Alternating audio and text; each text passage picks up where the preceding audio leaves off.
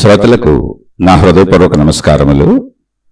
మనం ఆధ్యాత్మిక చదువు పేరుతో, ఆత్మజ్ఞాన చదువు పేరుతో మనను గూర్చి మనం తెలుసుకునే ప్రయత్నం చేసుకోవటానికి వీలుగా ఈ శీర్షికలు చెప్పుకుంటున్నాం. ఇది మొత్తంగా వ్యక్తిగత చదువు, అంటే మన గూర్చి మనం తెలుసుకుంటున్నాం, మనం చెప్పుకుంటున్నాం. సంపూర్ణమైన వ్యక్తిగత చదువు. ఇందులో అంతా మనమే ఉంటాం. మన గూర్చి మనం తెలుసుకునే ప్రక్రియ. మన గూర్చి మనం తెలుసుకునే ప్రక్రియలో మనం తెలుసుకోవాల్సిన అంశాలు మన శరీర పనితీరు, ఈ శరీరాన్ని నడిపించే మనసు పనితీరు, ఈ మనసుకి తప్పు ఒప్పు అని చెప్పేటువంటి బుద్ధి పనితీరు, మొత్తంగా నేను, నావి, నా వాళ్ళు అనేటువంటి ఒక సంపూర్ణతతో కూడినటువంటి ఒక అహంకారం, నేను అన్న భావన కలిగించే నేను అనే అహంకారం, అహం అంటే శరీరము, మనసు, బుద్ధి, అహంకారము, గుణాలు, స్వభావం అన్నీ కలిపి నేను. ఆ నేనులో నావి, నాకు సంబంధించినవి, నా వారు కూడా కలిసిపోయి అహం పెంచుకుంటా ఉంటుంది. ఆ నేనులో అన్నింటినీ కలుపుకుంటూ అహం నిరంతరం బలపడుతూ ఉంటుంది. అయితే ఆ కలుపుకోవడంలో సుఖాలు ఉంటాయి, దుఃఖాలు ఉంటాయి, కష్టాలు ఉంటాయి, బాధలు ఉంటాయి. అన్ని రకాలని నేను కలిపేసుకుంటూ ఉంటుంది. ఏదో ఒక రూపంలో అది కాలక్షేపం చేసుకుంటూ ఉంటుంది. సంతోష రూపంలో కాలక్షేపం కావచ్చు, దుఃఖ రూపంలో కాలక్షేపం కావచ్చు, బాధ రూపంలో కాలక్షేపం కావచ్చు, ఆనంద రూపంలో కాలక్షేపం కావచ్చు, ఈర్ష్య ద్వేషాలు కావచ్చు, దయాజాలి కరుణ కావచ్చు, లేదా భక్తి మార్గాలు, దైవ మార్గాలు, మత మార్గాలు కావచ్చు, ఆధ్యాత్మికత కావచ్చు. అయితే ఆధ్యాత్మికత కావాలి అంటే మాత్రం నా గూర్చి నేను తెలుసుకోవాలి. ఇలా కాలక్షేపం ఉండాలి. కాలక్షేపం అంటే ఏంటి? చనిపోయే వరకు బ్రతకటం, అంతే. కాలాన్ని గడపటం. జీవితం వచ్చింది, ఎలాగైనా సరే మనం మౌనంగా కూర్చున్నా జీవితం గడుపుతూనే ఉంటాం. ఊపిరి కదలికలు సాగుతూనే ఉంటాయి, గుండు కొట్టుకుంటూనే ఉంటుంది, శరీర అవయవాలు పనిచేస్తూనే ఉంటాయి, ఆహారం తీసుకోవాల్సిందే, మలమూత్ర విసర్జనలు చేయాల్సిందే, శరీరము పెరుగుతూనే ఉంటుంది. ఆయువు అంటే శరీర పెరుగుదలతో ఆయువు తరుగుతూనే ఉంటుంది. అంటే శరీరం పెరగడం అంటే ఏంటి? మృత్యు వైపుకు వెళ్ళిపోతూ ఉంటుంది. దాన్ని ఆపటం కుదరదు, అదే జీవించడం. మీరు ఏది చేస్తున్న జీవితంలో మీరు ఏమైనా చేయండి, ఏమీ చేయకపోండి, అసలు మెదలకుండా అలా ఉండండి, కానీ తప్పనిసరిగా శరీర ఎదుగుదల సాగిపోతానే ఉంటుంది. ఎందుకని తప్పనిసరి ఏంటి? శరీరం ఊపిరి పీల్చుకొని వదలడం దాని అందరూ జరిగిపోతుంది. గాఢ నిద్రలో కూడా జరిగిపోతుంది. తప్పనిసరిగా ఆహారం తినాల్సిందే. లోపల ఒక వేదన కలుగుతుంది, ఆకలి అనే ఒక వేదన కలిగి పెరిగిపోతూ ఉంటుంది. ఒకవేళ దానికి సరైన సమయంలో ఆహారాన్ని మనం అందించలేకపోతే శరీరం నిస్సత్తువుకి, నీరసానికి గురైపోద్ది, స్పృహతకి పడిపోద్ది. అటువంటి పరిస్థితులు ఉంటాయి. దాహం కలుగుతుంది, మలమూత్ర విసర్జనలు చేయాలి. మళ్ళీ ఎప్పుడైతే స్వీకరణ అంటే ఆహారం స్వీకరించడం, దాహానికి నీరు స్వీకరించడం జరిగిందో వాటిని విసర్జించడం అనే ప్రక్రియ కూడా ఉంటుంది. అందులో వ్యర్థ పదార్థాలను విసర్జించాలి. అలాగే నిద్రపోవాలి, మళ్ళీ అలాగే నిద్ర లేవాలి. ఇవన్నీ చర్యలు జరగాల్సిందే. ఎక్కడ నిద్రపోయారన్నది అనవసర విషయం, ఎక్కడ లేచారన్నది అనవసర విషయం. మీరు ఎక్కడైనా పడుకోండి, ఎక్కడైనా లేవండి, ఎక్కడ ఏమైనా తినండి, ఏమైనా మీరు ఎలాగైనా జీవించండి, ఎక్కడైనా విసర్జించుకోండి, ఏ ప్రదేశాలైనా కానీ ఉండాలి. అది అసలు సంబంధం లేని విషయం. అలాగే మెలకువ మొత్తం మీరు జీవించాల్సిందే. మీరు మాట్లాడుతూ జీవిస్తారా, మౌనంగా జీవిస్తారా, వృత్తి వ్యాపార ఉద్యోగాలు చేసుకుంటూ కుటుంబాలతో జీవిస్తారా, లేదా నేను ఒక సాధు జీవితం అని చెప్పి అన్నీ వదిలేసి వెళ్ళి ఎక్కడైనా అడవిలోనో కూర్చొని జీవిస్తారా, లేదా మీకు నచ్చినటువంటి కార్యక్రమాలు దైవీపరమైనయో లేదా భౌతికపరమైనయో చేసుకుంటూ జీవిస్తారా? మెలకువంతా మీరు జీవించటం జరుగుతుంది. మీరు ఏం చేస్తున్నారు అనేది అసలు ప్రక్రియ కాదు ఇక్కడ. అంటే మన గూర్చి మనం తెలుసుకోవాల్సిన చదువులో ముఖ్యమైన భాగం ఇది. మనం ఏం చేస్తున్నాము అనేది అసలు విశేషమైన విషయమే కాదు ఇక్కడ. కానీ జీవించటం అనే ప్రక్రియ ఖచ్చితంగా జరుగుతుంది. మనకే కాదు, జంతువులన్నింటికి ఉంది, అది వృక్షాలకు ఉంది, మొత్తం విశ్వానికి ఉంది మెలకువ. అయితే మనం గమనించి గ్రహించగలిగిన మెలకువ ఏంటంటే జంతువులు, మనిషికి మాత్రమే మనకు తెలుసు, మిగిలిన మనకు తెలియదు. అయితే వృక్షాలకు కూడా మనకున్నట్టు లాంటి ప్రకృతి ప్రవృత్తి ఉందని వృక్ష శాస్త్రజ్ఞులు కొంతగా నిరూపిస్తున్నారు, కానీ అది మనం వాస్తవ దర్శనం చేయలేం. అంటే మన కళ్ళతో, మన చెవులతో, మన పంచేంద్రియాలతో దాన్ని గ్రహించలేం. సైంటిఫికల్గా ప్రూవ్ చేస్తే ఓహో అని అర్థం చేసుకోగలం అంతే. కాబట్టి మానవ జాతిగా మనం మాట్లాడుకుందాం అంతే, మిగిలిన జాతులు మనకు తెలియదు. కానీ మానవ జాతిగా మనం మాట్లాడుకునే విషయమే మొత్తం యూనివర్స్కి కొంచెం కొంచెం వ్యత్యాసంలో వర్తింపబడి ఉంటుంది. అయినా యూనివర్స్కి వర్తింపబడకపోయినా మన మానవ జాతిగా మనకు చాలు. తలకు మించినటువంటి జ్ఞానం కూడా భారమే, జస్ట్ మన వరకు మనకు చాలు. మనం పుట్టడం అనేది మన ప్రమేయం లేకుండా జరిగిపోయింది. మన ప్రమేయం లేకుండా అంటే ఏంటి, అసలు మనం ఎందుకు పుట్టామో మనకే తెలియదు. మనకు నేను వచ్చానన్న ఉద్దేశం లేదు. ఇప్పుడు మనం జీవిస్తున్నప్పుడు మనకు నిన్నటి కూర్చున్న తలంపు ఉంది, నేను ఇలా చేయాలనుకుంటున్నానన్న భావం ఉంది, చేసేసిన భావాలు ఎరుకుంది. ఇప్పుడు కూడా మనం చేయాలనుకుంటున్నవే చేస్తాం, వద్దనుకున్నవి చెయ్యం మనం. అలా కార్యకారణ సంబంధం ఉంది. ఇది ఎందుకు చేస్తున్నాను, ఇలా ఎందుకు చేస్తున్నాను అన్నది నా ఎరుకలో, నా స్పృహలో, నా తెలివితో, నా ప్రజ్ఞతో నేను కావాలని చేస్తున్నా. కానీ పుట్టుక అనేది అలా జరిగినట్టు నాకు ఎక్కడ గుర్తు లేదు, నాకెక్కడ ఎరుక లేదు. అలాగే మరణం నాకు రావాలని నేను అసలు ఇప్పుడు కోరుకోను, ఎవరో కోరుకోరు ప్రపంచంలో. మరణం దానంతట తెస్తుంది, అంటే నా ప్రమేయం లేదు అక్కడ. అలాగే మధ్యలో జీవితంలో నేను పుట్టిన దగ్గర నుంచి మరణం వరకు నా శరీర నడక ఏదైతే ఉందో, ఈ నడక శరీర పెరుగుదల. నడకంటే మనం నడిచే నడక కాదు, మనం చేసుకునే వృత్తి వ్యాపార ఉద్యోగాలు, మన అలవాట్లు, మన వ్యసనాలు, మన ఏదో మనకి ఇష్టమైన పనులు చేసుకోవడం, అది కాదు. అది కాలక్షేపం అంతే. కాలాన్ని గడుపుతున్నాం అంటే అంతకు మించి ఏం లేదు. ఈ శరీర నడక నేను చెప్పేది, అసలు మనకు ఆయువు పెరుగుతుంది అనేటువంటిది శరీరంతోనే తెలుస్తుంది మనకి. కాలాన్ని మనం ఊరికనే ఏర్పాటు చేసుకున్నాం, సూర్యగమనాన్ని బట్టి 24 గంటల కాలాన్ని 12గా విభజించుకున్నాం. భూమి తన చుట్టూ తాను ఒక్కసారి తిరగటానికి 24 గంటల కాలం పడుతుంది.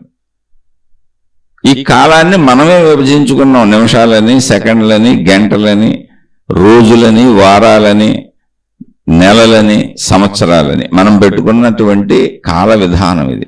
ఇప్పుడు ఈ పెట్టుకున్న కాల విధానం ప్రపంచవ్యాప్తంగా పెట్టుకోబడిన కాల విధానం. దీనికి ముందు కాల విధానం వేరుగా ఉండేది.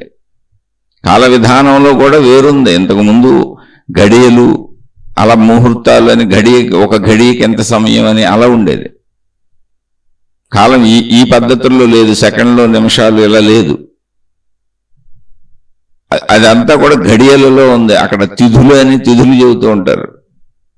కాల గణన అనేక రకాలుగా జరిగింది ప్రపంచవ్యాప్తంగా, అనేక చోట్ల అనేక రకాల భాషలు ఏర్పడినట్టు కాల గణన కోసం ఏర్పరచుకున్న పద్ధతులు కూడా అనేక రకాలుగా ఉన్నాయి.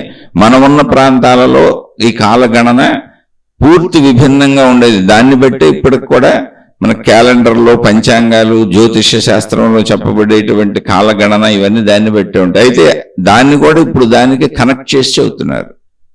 ప్రపంచవ్యాప్తంగా మనుషులందరూ కలిసిపోయారు కనుక కాలగణన కూడా అందరికీ ఒకేలాగా ఉండాలి అనేటువంటి విధానంలో కాలగణన ఒకలాగానే పెట్టుకున్నాం మొత్తం ప్రపంచ మనుషులందరం.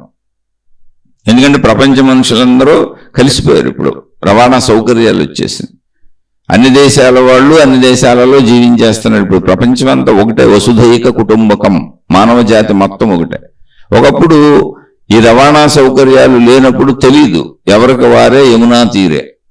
అసలు ఇంతంత దూరాల్లో మనుషులు ఉన్నట్టు కూడా తెలియదు గత చరిత్రలో, బాగా వెనక్కి వెళ్ళిపోతే. అందుకని అప్పుడు ఏ ప్రాంతాల వారు ఆయా నాగరికతలు వాళ్ళు డెవలప్ చేసుకుని అలవాటు చేసుకున్నారు. ఇవన్నీ మనిషి మేధస్సులోంచి పుట్టినాయి అంతే. కాబట్టి కాలం అనేది ఏర్పాటు చేసుకున్నది.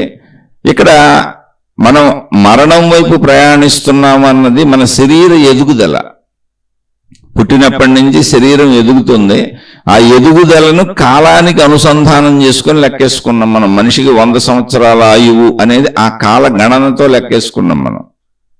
కాలం లేకపోతే ఆయువు లెక్కలేదు అసలు. బాల్య, కౌమార, యవ్వన, వార్ధక్య దశలే ఉన్నాయి. ఆయు ప్రమాణం లెక్క చేయడం కుదరదు. మరి కాలం నిజంగా ఉందంటే నిజంగా లేదు. కాలం భూమి తిరగటం వలన మనం ఏర్పాటు చేసుకున్న వ్యవస్థ. భూమి తన చుట్టూ తాను తిరగడానికి పడుతున్న 24 గంటల్లో భూమి గుండ్రంగా గోళాకృతిలో ఉండటం వలన సగభాగమైన ఒకవైపు సూర్యుడు ఉన్న వైపు వెలుగు పడుతుంది, సూర్యుడు లేని వైపు వెలుగు పడటం లేదు. అది కూడా భూమి తిరుగుతూ ఉంది కనుక సూర్యోదయం నుండి సూర్యాస్తమైనట్టు, మళ్ళీ సూర్యాస్తమయం నుండి చీకటి వచ్చి సూర్యోదయం అవుతున్నట్టు భూమికి ఇరువైపులో ఉన్న వారికి అనిపిస్తుంది. అది కేవలము భూగమనం వలన. దాన్ని ఆధారం చేసుకుని సూర్య ఆధారంగా భూగమన ఆధారంగా ఆ తిరగటం అనేది ఒక క్రమ పద్ధతిలో ఉన్నది కనుక అది సక్రమంగా ఎప్పుడు ఒకే క్రమ పద్ధతిలో, అంటే కొంచెం ఒకసారి ఎక్కువ స్పీడు ఒకసారి తక్కువ స్పీడు అలా తిరగటం లేదు కనుక కాలం ఏర్పాటు చేసుకున్నాం. ఆ సమానత్వాన్ని 12 గంటలుగా విభజించుకున్నాం. ఇదంతా ఊహాత్మకమే. ఈ కాలము మనం ఏర్పరుచుకున్నాము అనేది కానీ ఒకసారి తీసేస్తే మనిషికి అసలు ఆయువు లేదు. మనిషికి ఆయువు లేదు. అందుకే మీరు గమనించి చూడండి, నిజంగా మనిషికి ఆయువు లేదు. ఆయువు లేదంటే మరణం లేదని నేను చెప్పట్లేదు, ఆయువు లేదని చెబుతున్నాను. జాగ్రత్త గుర్తుపెట్టుకోండి. కాలం లేదంటే ఇంతకాలం జీవిస్తాడనేది లేదు. ఈ 100 సంవత్సరాలు అనేది మనం పెట్టుకున్న కాల గణనను బట్టి సహజంగా మనుషులు మ్యాక్సిమం అంతవరకు బతికి చనిపోతున్నారండి. అదొక సంపూర్ణతకు చిహ్నం 100 అనేది. అంతే, అంతకు తప్ప ఆయువు లేదు, కాలగణన లేదు. కాలము భూమి తిరగటం వలన ఏర్పాటు చేసుకున్నాము. ఈ విషయం మర్చిపోకూడదు. ఇప్పుడు ఏర్పాటు ఎవరు చేసుకున్నారు? మనుషులే చేసుకున్నారు.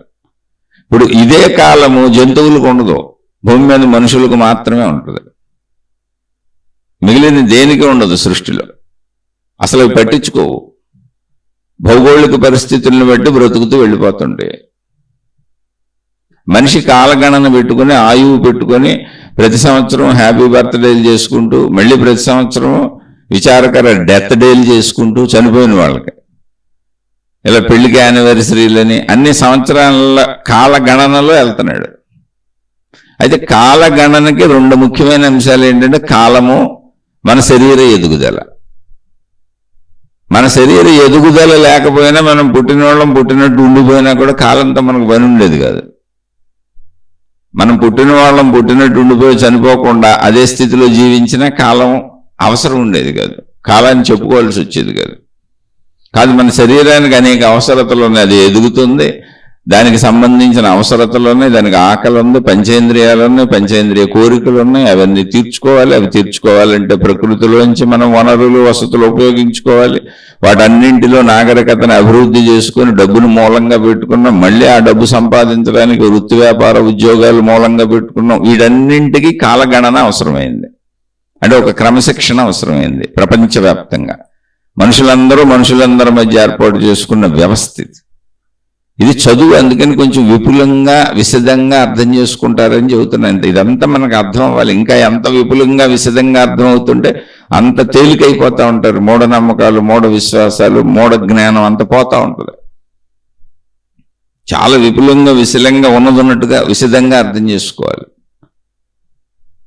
అప్పుడే జ్ఞానం అనేది వికసిస్తుంది మనలో. ఇదంతా ఒక ప్రకారంగా జరుగుతుంది. ఆ ప్రకారం ఏంటంటే సృష్టి ప్రకారం, నా ప్రకారం కాదు. అందుకని అసలు ముందు మన గూర్చిన మన చదువు కాబట్టి ముందు మనం అసలు దీన్ని అంతా అర్థం చేసుకోవాలి. కాలం ఉందనేటువంటి విపరీతమైన కాలభావనలో విడిపోయి ఉంటాం మనం. కాలభావన వ్యావహారిక సత్యము, ప్రాపంచికంగా మనుషులందరూ ఏర్పాటు చేసుకున్నటువంటి వ్యావహారిక సత్యము. ఎందుకని మనుషులందరూ కలిసిమెలిసి బ్రతుకుతున్నారు. ఇప్పుడు దాన్ని బట్టి కాలభావన ఏర్పాటు చేసుకున్నారు. కాలభావన మనం ఏర్పాటు చేసుకున్నదే అనే విషయాన్ని గమనించి కాలాన్ని ఒకసారి తీసేస్తే, కాలభావాన్ని తీసేస్తే మనిషికి మృత్యు అనేది ఎప్పుడు వస్తుందో తెలియదు. ఆయు ప్రమాణం లేదు మనిషికి. ఆయు ప్రమాణం కాలభావంతో పెట్టుకున్నాడు. మళ్ళీ మీరు గమనిస్తే 12 గంటలు 24 గంటలని మనం పెట్టుకున్న కాలం కొన్ని దేశాలలోనే 24 గంటలు వస్తుంది. ప్రపంచంలో ఉన్న అన్ని దేశాలలో 24 గంటల సమాన కాలం రాదు. భూమి గుండ్రంగా ఉండటం వలన గుండ్రంగా ఉండేటప్పుడు కొన్ని ప్రదేశాలు భూభాగంలో అవి ఆ గుండ్రటితనంలో భూమధ్య రేఖకి అటుగా ఇటుగా ఉంటాయి. అది తిరుగుతున్నప్పుడు కొన్ని దేశాల్లో 21 గంటలే ఉంటాయి, 22 గంటలే ఉంటాయి, 23 గంటలే ఉంటాయి, 20 గంటలే ఉంటాయి. అలా కాల మార్పు జరుగుతూ ఉంటుంది.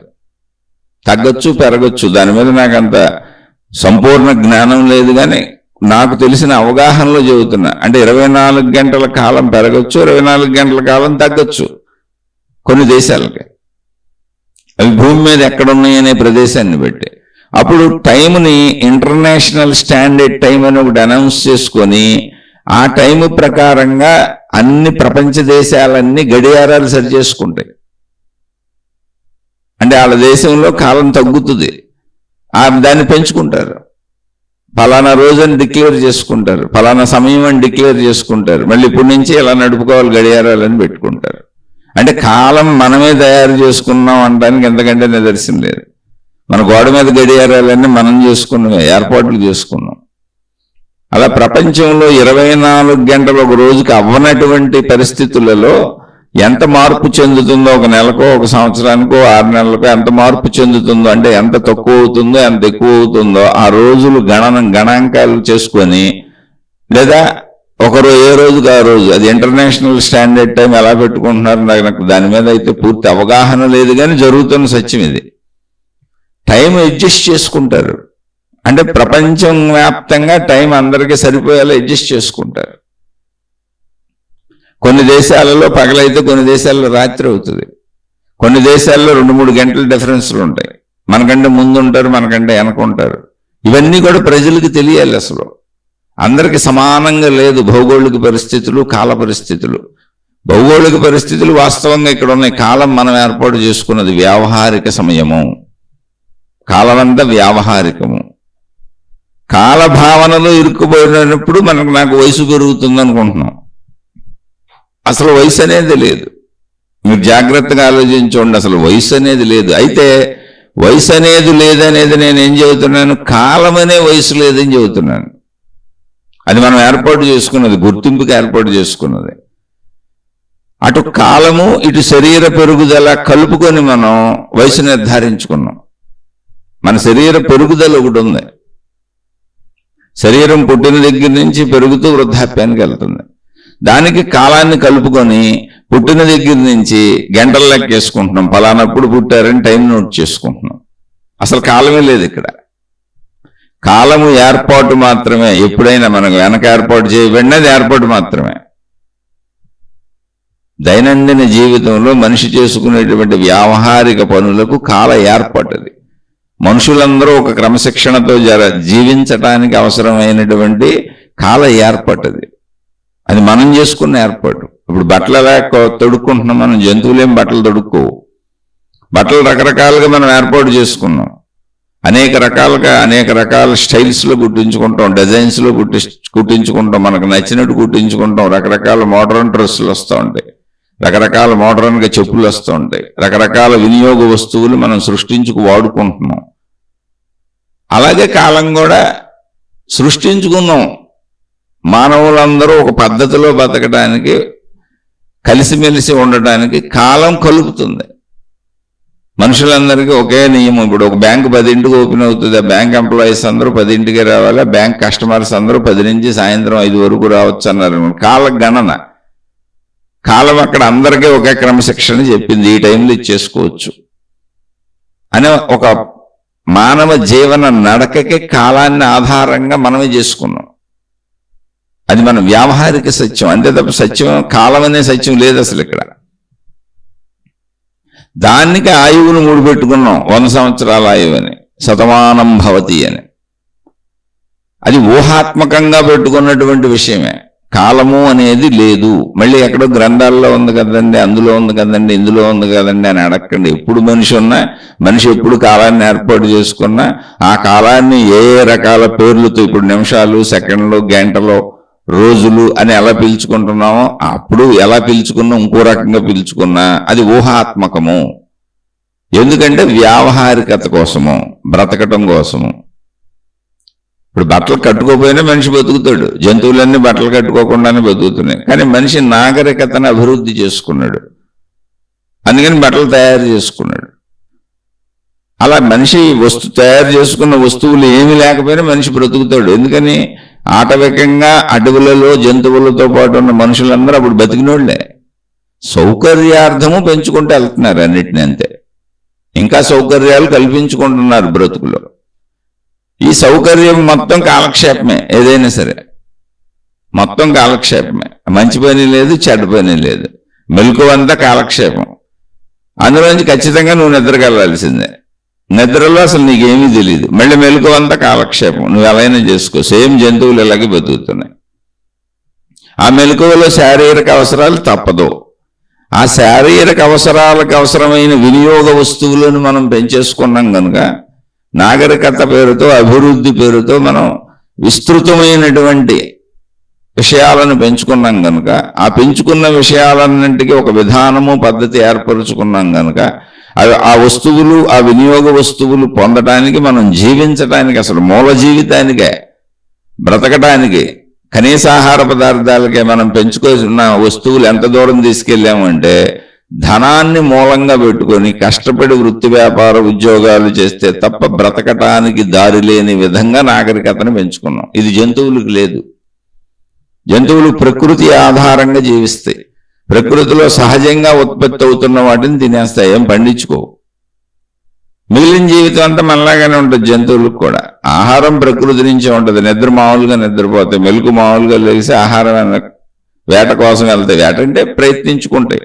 అది ఆల్రెడీ ప్రకృతిలో ఉంటాయి. చెట్టు, పుట్ట, చేమ, గుట్ట అన్ని ఆ ప్రకృతి నియమానుసారం అక్కడ ఉన్న వాటిలో వాటికి దొరికిన వాటిని తింటాయి. మిగిలిన సమయం అంతా విశ్రాంతి తీసుకుంటాయి, అంతే, ఇంకేముండదు.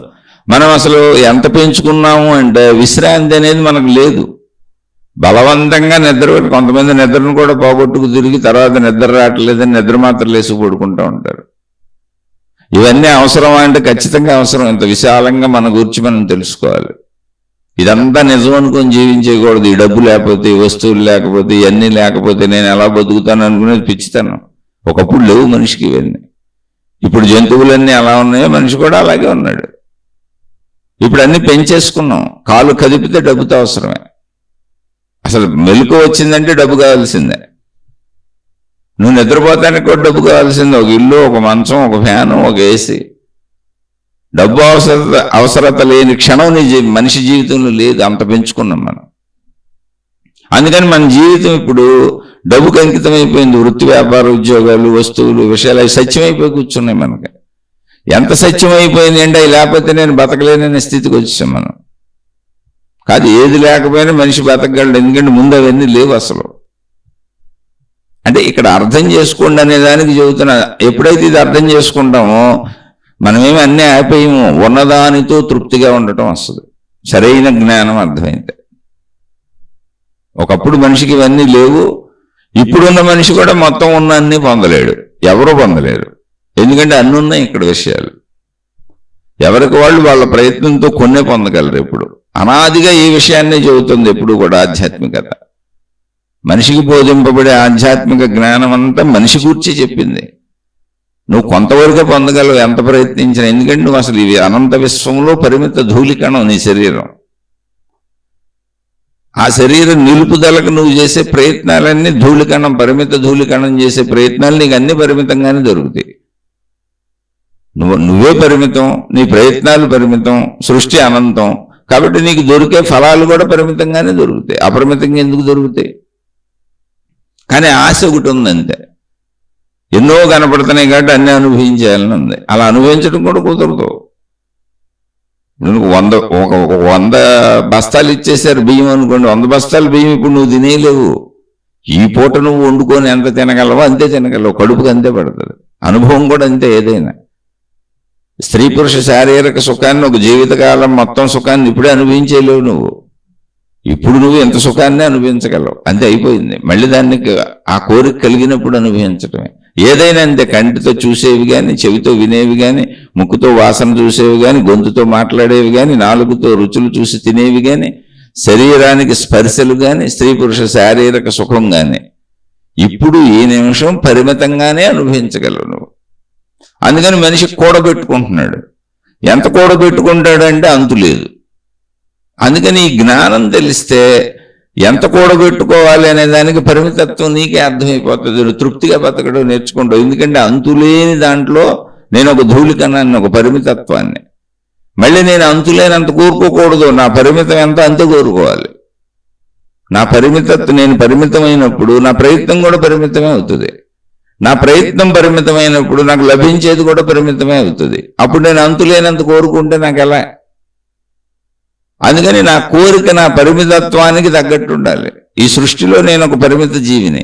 పరిమిత జీవి ప్రయత్నం ఎప్పుడు పరిమితంగానే చేయగలడు. పరిమితంగా చేసిన ప్రయత్నాలకు ఎప్పుడు పరిమితమైన ఫలితాలే ఉంటాయి. కాబట్టి అపరిమితంగా అనంతంగా ఎప్పుడూ ఏదో కావాలని కోరుకుంటూనే ఉంటే నేను అసలు ఎలా దుఃఖమే పడతాను, సుఖం అసలు నాకు ఉండదు. ఎందుకని నా యొక్క స్థితి గతిని మర్చిపోయి కోరుకుంటున్నాను నేను. కోరిక మనసుకు సంబంధించింది, ప్రయత్నం శరీరానికి సంబంధించింది, ఫలితం శరీరానికి సంబంధించింది, ఆ ఫలిత అనుభవం శరీరానికి సంబంధించింది. ఫలిత అనుభవాలు శరీరం పరిమితంగానే అనుభవించగలదు. నువ్వు 100 మంది స్త్రీలను వివాహం చేసుకో, 100 మంది పురుషులను వివాహం చేసుకో, కానీ నువ్వు ఒకళ్ళతోనే గడపగలవు. ఒకసారి ఒకళ్ళతోనే గడపగలవు. నువ్వు 1,00,000 జతలు బట్టలు కొనుక్కో, 1,00,000 జతలు చెప్పులు కొనుక్కో, కానీ నువ్వు ఒకసారి ఒకటే వేసుకోగలవు. నువ్వు 1,00,000 ఇళ్ళు కట్టుకో, కానీ నువ్వు ఒకసారి ఒక చోటే ఉండగలవు. నీ పరిమితత్వాన్ని గ్రహించు. నీ ఆశ, అత్యాశ, దురాశ నిన్ను అపరిమితంగా తీసుకెళ్ళిపోతుంది. అది మనస్సు. అది మనస్సు. ఎందుకంటే మనసుకు శరీర స్వభావ పరిమితి లేదు. మనసుకు అసలు రూపం లేదు, శక్తి స్వరూపం అది. దానికి పరిమితి లేదు, అపరిమితం, అనంతం అది. కానీ అది నాలోనే ఉంది.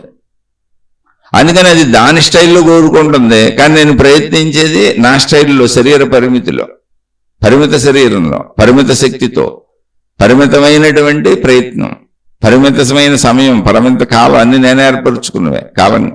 ఆ పరిమితత్వంలో, ఆ పరిమిత కాలంలో పరిమిత ప్రయత్నమే చేసినప్పుడు, పరిమిత ఫలితమే వచ్చినప్పుడు పరిమితంగానే అనుభవించగలను. పని ఫలితం ఎక్కువ వచ్చినా కూడా అనుభవించలేను. ఇప్పుడు ఇంతే తినగలను, ఇప్పుడు ఇంతే చూడగలను, ఇప్పుడు ఇంతే వినగలను, ఇప్పుడు ఇంతే మాట్లాడగలను, ఇప్పుడు ఇంతే వాసన చూడగలను, ఇప్పుడు ఇంతే శరీరాన్ని కదపగలను, ఇప్పుడు ఇంతే అనుభవించగలను, ఇంతకంటే ఎక్కువ అనుభవించలేను. కానీ మూటగడ్డి దాచుకుంటాను. మూటగడ్డి దాచుకుంటాను, అనుభవించేస్తాననే మనసుకి శరీరం అనుభవించలేకపోతుంది అన్న భావనలో మూటగడ్డి దాచుకుంటాననే తలంపు వచ్చింది. రేపు అనుభవిస్తాను, ఎల్లుండి అనుభవిస్తాను, 1000 సంవత్సరాలు ఇక్కడ బతుకుంటానో ఇప్పుడు అనుభవిస్తాను. కాదని ఒకవేళ ఎవరైనా నువ్వు ఉండవు కదా, 1000 సంవత్సరాలు చనిపోతావు కదా అంటే, మా పిల్లలు అనుభవిస్తారు, వాళ్ళ పిల్లలు అనుభవిస్తారు, వాళ్ళ పిల్లలు అనుభవిస్తారని కాకమ్మ కథలు నీకు నువ్వు చెప్పుకున్నావు కాదు. నీ మనసు యొక్క విస్తృతి నిన్ను ఈడ్చుకుపోతుంది. నా పిల్లలు అనుభవిస్తారనేది కాకమ్మ కథ. ఎందుకనంటే నీ మనసు నీ శరీరంతో అనుసంధానమై సాగట్లేదు. నీ మనసు నీ శరీరాన్ని ఈడ్చుకుపోతుంది. మనసుకు పరిమితి లేదు, మనసుకు కాల పరిమితి లేదు. మనసుకి భూత భవిష్యత్ వర్తమాన కాలాలు 3 లేవు. అది వెనకటి కాలంలోకైనా వెళ్ళిపోగలదు, భవిష్యత్తులోకైనా వెళ్ళిపోగలదు, ప్రస్తుతంలోనూ ఉండగలదు. 3ంటిని ఏకకాలంలో కలిపేసి చూపించగలదు. అందుకే మనకు ఊహలో రకరకాలుగా వస్తుంటాయి. అవి మనస్సు.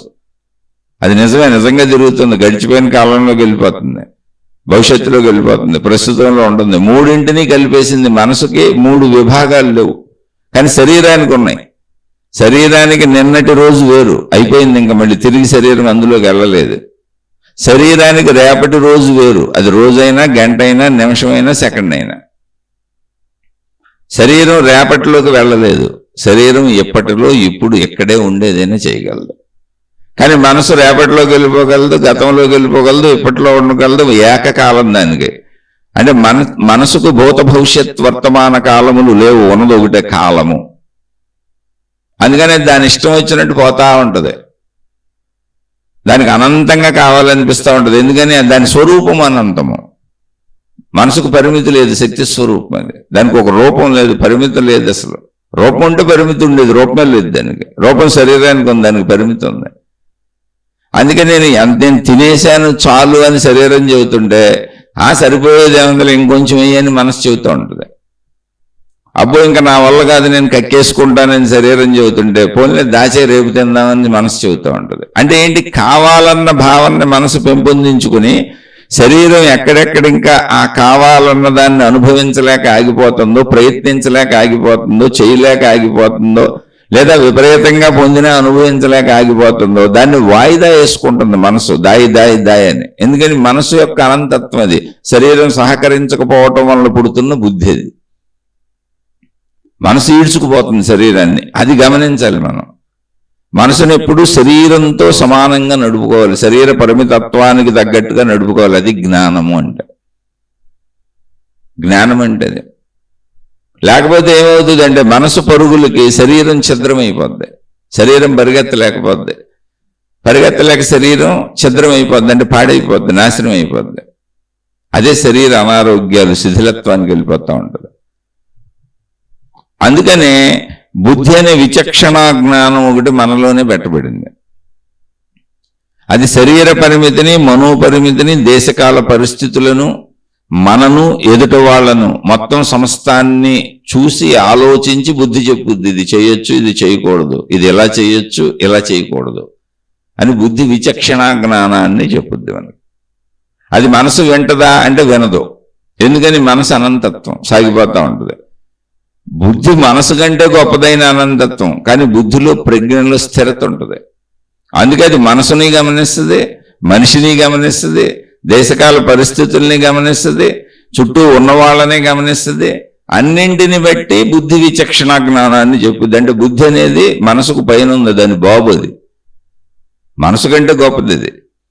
కానీ మనసు బుద్ధి మాట వినదు. బుద్ధి మాట వినకుండా శరీరాన్ని ఈడ్చుకుపోతూ ఉంటుంది. మనం ఇక్కడ బుద్ధికి బలాన్ని పెంచుకోవటమే మనం చేసే ప్రక్రియ. ఇప్పుడు బుద్ధికి సంబంధించిన జ్ఞాన బలాన్ని పెంచుకుంటాం. బుద్ధి అనేది జ్ఞాన స్వరూపము. అయితే బుద్ధి వేరు, మనసు వేరు, ఇవన్నీ వేరు కాదు, ఒకే శక్తి యొక్క మనలో పనితీరులేవి.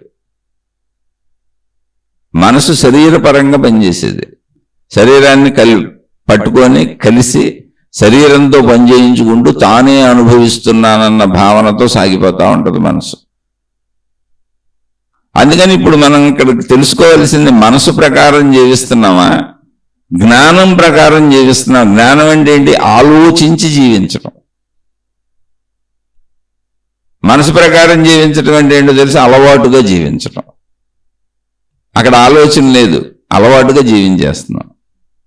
చాలామంది రోడ్ల మీద నుంచొని సిగరెట్లు కాలుస్తూ ఉంటారు, రోడ్ల మీద నుంచొని టీలు తాగుతూ ఉంటారు. అసలు టీ స్టాల్స్, కాఫీ స్టాల్స్ లేని ఊళ్ళో ఉండవు, ఇళ్లలో కూడా తాగుతారు. ఇప్పుడు సిగరెట్ ఎందుకు తాగుతాడు? సిగరెట్కి మనిషి జీవితానికి అసలు సంబంధం ఏంటి? సిగరెట్ వలన ఏమన్నా ఉపయోగం ఉందా? లేదు, అలవాటు అంతే. అది మనసుకు సంబంధించింది. సిగరెట్ మనిషిని ఏ విధంగానూ, మనిషి బ్రతకడానికి తోడ్పడకపోగా మనిషి చనిపోవడానికి, వ్యాధుల పాలవడానికి సహకరిస్తుంది అది. అంటే మనిషి తనను తాను బాధించుకుంటున్నాడు అలవాటు వలన. జాగ్రత్తగా గమనించండి, మనసుతో జీవించడం అంటే అలవాటుగా జీవించడం. జ్ఞానంతో జీవించాలి, బుద్ధితో జీవించాలి, విచక్షణా జ్ఞానంతో జీవించాలి. అదే ఆధ్యాత్మికత. అయితే అది మనలో ఉంది. అందుకని అలవాటుగా జీవిస్తున్నారా అంటే అది మనసుతో జీవిస్తున్నారు, లేదా జ్ఞానంతో జీవిస్తున్నారా? జ్ఞానంతో ఎప్పటికప్పుడు ప్రతిసారి ఆలోచించి జీవించటం, మెలకువంతా జ్ఞానంతో జీవించటమే ఆధ్యాత్మికత. అలవాటుగా జీవిస్తే మాత్రం జీవితం సర్వనాశనం అయిపోద్ది. అయితే నేను అలవాటుగా జీవిస్తున్నానా, జ్ఞానంతో జీవిస్తున్నానా? ఎవరు నిర్ణయించుకోవాలి? ఎవరు చూడాలి? ఎవరిని ఎవరు గమనించుకోవాలి? ఎవరు చెబుతారు ఇదంతా? ఎవరు చెప్పరు, నిన్ను నువ్వే గమనించుకోవాలి. అసలు అలవాటుగా జీవించడం అనేది యథాలాపంగా వెళ్ళిపోతూ ఉంటుంది. ఇప్పుడు నేను సిగరెట్ ఉదాహరణ చెప్పాను. చాలా మంది నేను సిగరెట్లు కాల్చట్లేదు కాబట్టి నేను అలవాటుగా జీవించట్లేదు అనుకుంటారు. కాదు, నీ జీవితాన్ని గమనించుకుంటే మనిషి 100% అలవాటుగానే జీవించుకుంటూ వెళ్తున్నారని. అలవాటుగా జీవించడం వల్లనే జీవితంలో మొత్తం ప్రమాదాలు ఏర్పడినాయి ప్రపంచవ్యాప్తంగా. దుర్వ్యసనాలన్నీ, సిగరెట్లు, తాగుడు, మాదక ద్రవ్యాలు, వ్యభిచారాలు, పేకాట్లు, ఇలా చెడుకు సంబంధించినవి అన్నీ అలవాటుగా జీవించడం వలన వచ్చినాయి. అంటే మనస్సుతో అలవాటుగా జీవించావు, ఇప్పుడు అలవాటు అయిపోయింది. ఈ టైంకి సిగరెట్ కాల్చాను, మళ్ళీ టైంకి సిగరెట్ కాలుస్తాను, కాల్చిపోతూ ఉండలేను. సేమ్ ఇలా వ్యసనాలన్నీ అలవాట్లుగా ఎలా చేసుకొని వెళ్ళిపోయారంటే, చెడు మొత్తం అలవాటు ఎలా వెళ్ళిపోయారో వ్యసనాలన్నీ, దుర్వ్యసనాలన్నీ అది అలవాటుగా జీవించడం. అందులో విచక్షణ జ్ఞానం ఉపయోగిస్తే అసలు ఈ సిగరెట్తో నాకేం పని, దీనివల్ల ఏమన్నా అన్నం తిన్నట్టు కడుపు నిండిందే కాదు, దేనికి ఉపయోగపడేది కాదు, పైగా నేను సంపాదించి వృత్తి వ్యాపార ఉద్యోగాలు చేసి సంపాదించిన ధనాన్ని నేను మళ్ళీ ఈ వ్యసనానికి, సిగరెట్ అనే వ్యసనానికి ఖర్చు పెట్టి ఆ డబ్బును వృధా చేసుకొని పైగా నా ఆరోగ్యం పాడు చేసుకుంటున్నాను, నన్ను చావుకు దగ్గర చేసుకుంటున్నాను, రోగాలకు దగ్గర చేసుకుంటున్నాను. అన్ని వ్యసనాలు ఇలాగే ఉంటాయి, అన్ని వ్యసనాలు. ఆఖరికి HIV AIDS వచ్చి కూడా చచ్చిపోతున్నారు వ్యభిచారాలతో. అయినా సరే వ్యసనాలు చేసుకుంటూనే ఉన్నారు. ప్రపంచవ్యాప్తంగా అనేక వ్యాధులు వ్యసనాల నుంచి అలవాటుగా జీవించడం వల్ల వచ్చినాయి. అసలు అలవాటుగా జీవించడం ఏంటని ఒక ప్రశ్న వేసుకోండి. ఏంటి నాకు దీని ఉపయోగం, ఎందుకు ఈ సిగరెట్ తాగడం అన్నప్పుడు నీకు అసలు అనవసరం అని చెప్పుద్ది నీ బుద్ధి. జ్ఞానంతో జీవించడం అంటే అనవసరాలు ఏరి తీసిపారేయడం. ఇప్పుడు అన్నం వండేటప్పుడు పూర్వకాలం బియ్యంలో రాళ్ళు ఏరేవాళ్ళు. పూర్వం బియ్యంలో రాళ్ళు ఉండేవి, ఇప్పుడు బియ్యంలో రాళ్ళు అనేది మొత్తం వాళ్ళే చేసేసి చక్కగా వండేసుకోవడానికి రెడీగా ఇచ్చేస్తున్నారు. పూర్వం ఏంటంటే బియ్యంలో రాళ్ళు ఏరేవాళ్ళు, తీసి అవతల పారేసేవాళ్ళు. ఇప్పుడు కూడా మనం ఆహార పదార్థాలు తెచ్చుకున్నప్పుడు కిరాణా సరుకులు చాలా వాటిని శుభ్రపరుచుకుంటారు. అయితే కొన్ని చోట్ల శుభ్రపరిచే వచ్చేస్తున్నాయి ఇప్పుడు. అయినా శుభ్రపరుచుకోక తప్పదు. అందులో ఉన్నటువంటి మనకు పనికిరాని వ్యర్థ పదార్థాలను తీసి అవతల పారేస్తాం. అలాగే కూరగాయలు లాంటివి కొనుక్కున్నప్పుడు అందులో పనికిరాని అంశాలు ఉంటాయి, పుచ్చులు ఉంటాయి, పురుగులు పెట్టినవి ఉంటాయి, ఆకుకూరల్లో పురుగులు ఉంటాయి. అవన్నీ జాగ్రత్తగా ఏరుకొని తీసుకొని మంచివి మాత్రమే వండుకు తింటాం. అలా నువ్వు జ్ఞానంతో జీవించడం అనేది నిన్ను మంచి వాటిని మాత్రమే ఏరుకొని జీవించేలా చేస్తుంది. అందుకని అలవాటుగా జీవిస్తున్నావా అంటే, అలవాటుగా జీవించడం అంటే ఇంక అసలు నీ బుద్ధి పని చేయట్లా, యథాలాపంగా అలా వెళ్ళిపోతున్నావు, గుడ్డెద్దు చేలో పడ్డట్టు జీవిస్తున్నావు అంతే. కానీ అందరూ నేను అలా ఎందుకు జీవిస్తాను, నేను చాలా తెలివిగా జీవిస్తున్నానే అనుకుంటారు. కాదు, అలవాటుగానే జీవిస్తున్నారు మనుషులంతా. జ్ఞానంతో జీవించడం అంటే ప్రతి క్షణం ప్రతి సెకను నిత్య నూతనంగా ఇప్పుడు దాన్ని ఆలోచించి పరిశీలించి ఏం చేయాలో నిర్ణయించుకొని ఈ క్షణాన్ని నువ్వు గుర్తించి అందులో అనుభవంతో జీవిస్తావు. ప్రతి క్షణం నిత్య అనుభవం నీకు, ప్రతి సెకను నిత్య అనుభవం. అందుకే సత్యము నిత్యనూతనము అన్నారు జగదీష్ణమూర్తి గారు. అలవాటుగా జీవించే వాళ్ళకి సత్యము నిత్యనూతనం కాదు, ప్రతి సెకను కొత్తదే. ఎందుకని ఇప్పుడు జీవిస్తున్నాం, అసలు జీవించడం అంటేనే కొత్తదనం. మొట్టమొదటి చెప్పుకున్నట్టు కాలం మనం ఏర్పాటు చేసుకున్నాం, కాలం లేదు, శరీరం సాగుతుంది. కాలం ఎప్పుడైతే వ్యావహారికంగా ఏర్పాటు చేసుకున్నాం, లేదు అనుకున్నాం, అప్పుడు మనిషికి ఆయువు లేదు. ఫలానప్పుడే చచ్చిపోతాడు, ఇంతకాలం గ్యారంటీగా బతుకుతాడని ఆయువు అసలు ఇప్పుడు కూడా లేదు, ఊరికనే చెప్పుకుంటాం అంతే. మనం ఎక్కడుంది ఆయువు, ఎక్కడుంది? మాతృగర్భంలోనే అసలు పిండ రూపం ధరించకుండానే అబార్షన్లు అయిపోతున్న వాళ్ళు బోల్డ్ మంది ఉంటారు. పిండ రూప దశలో చచ్చిపోతున్న వాళ్ళు బోల్డ్ మంది ఉంటారు. పిండం రూపం ధరించేసి ప్రసవ సమయంలో చచ్చిపోతున్న వాళ్ళు బోల్డ్ మంది ఉంటారు. పుట్టి కాసేపు ఉండి చచ్చిపోతున్న వాళ్ళు బోల్డ్ మంది ఉంటారు.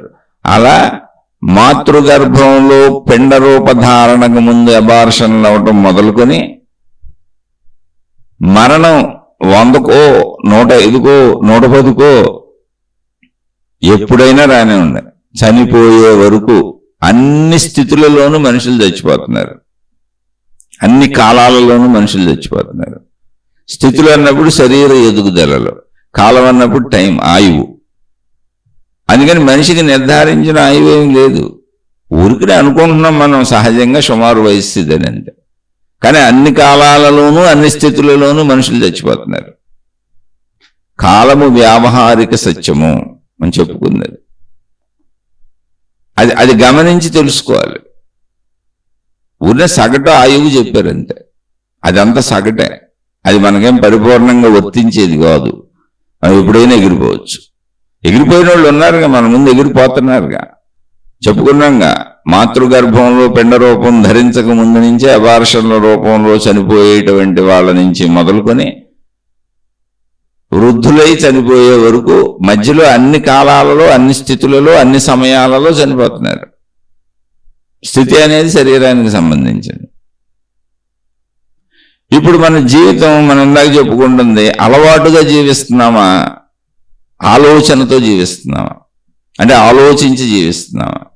ఆలోచించి జీవిస్తే జీవితము సత్యము నిత్యనూతనము. జ్ఞానపరంగా ఇప్పుడు ప్రతి సెకండ్, ఇప్పుడు నేను మాట్లాడే ప్రతి మాట ఎరుకతో మాట్లాడాలి.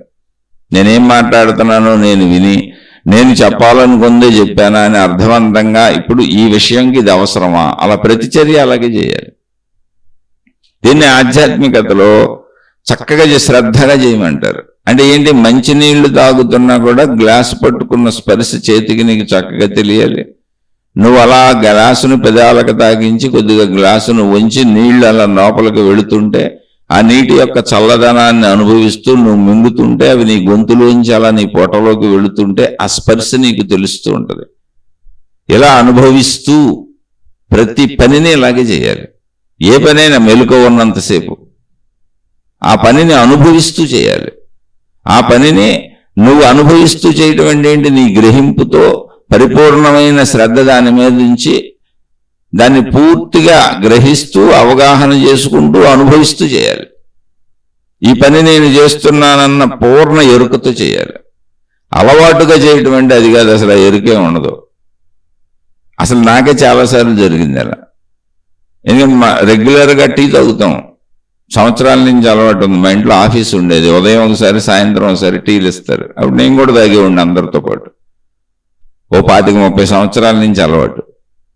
మా ఇంట్లో ఆఫీస్ నడిచినప్పుడు ఇవన్నీ ఉండేవి.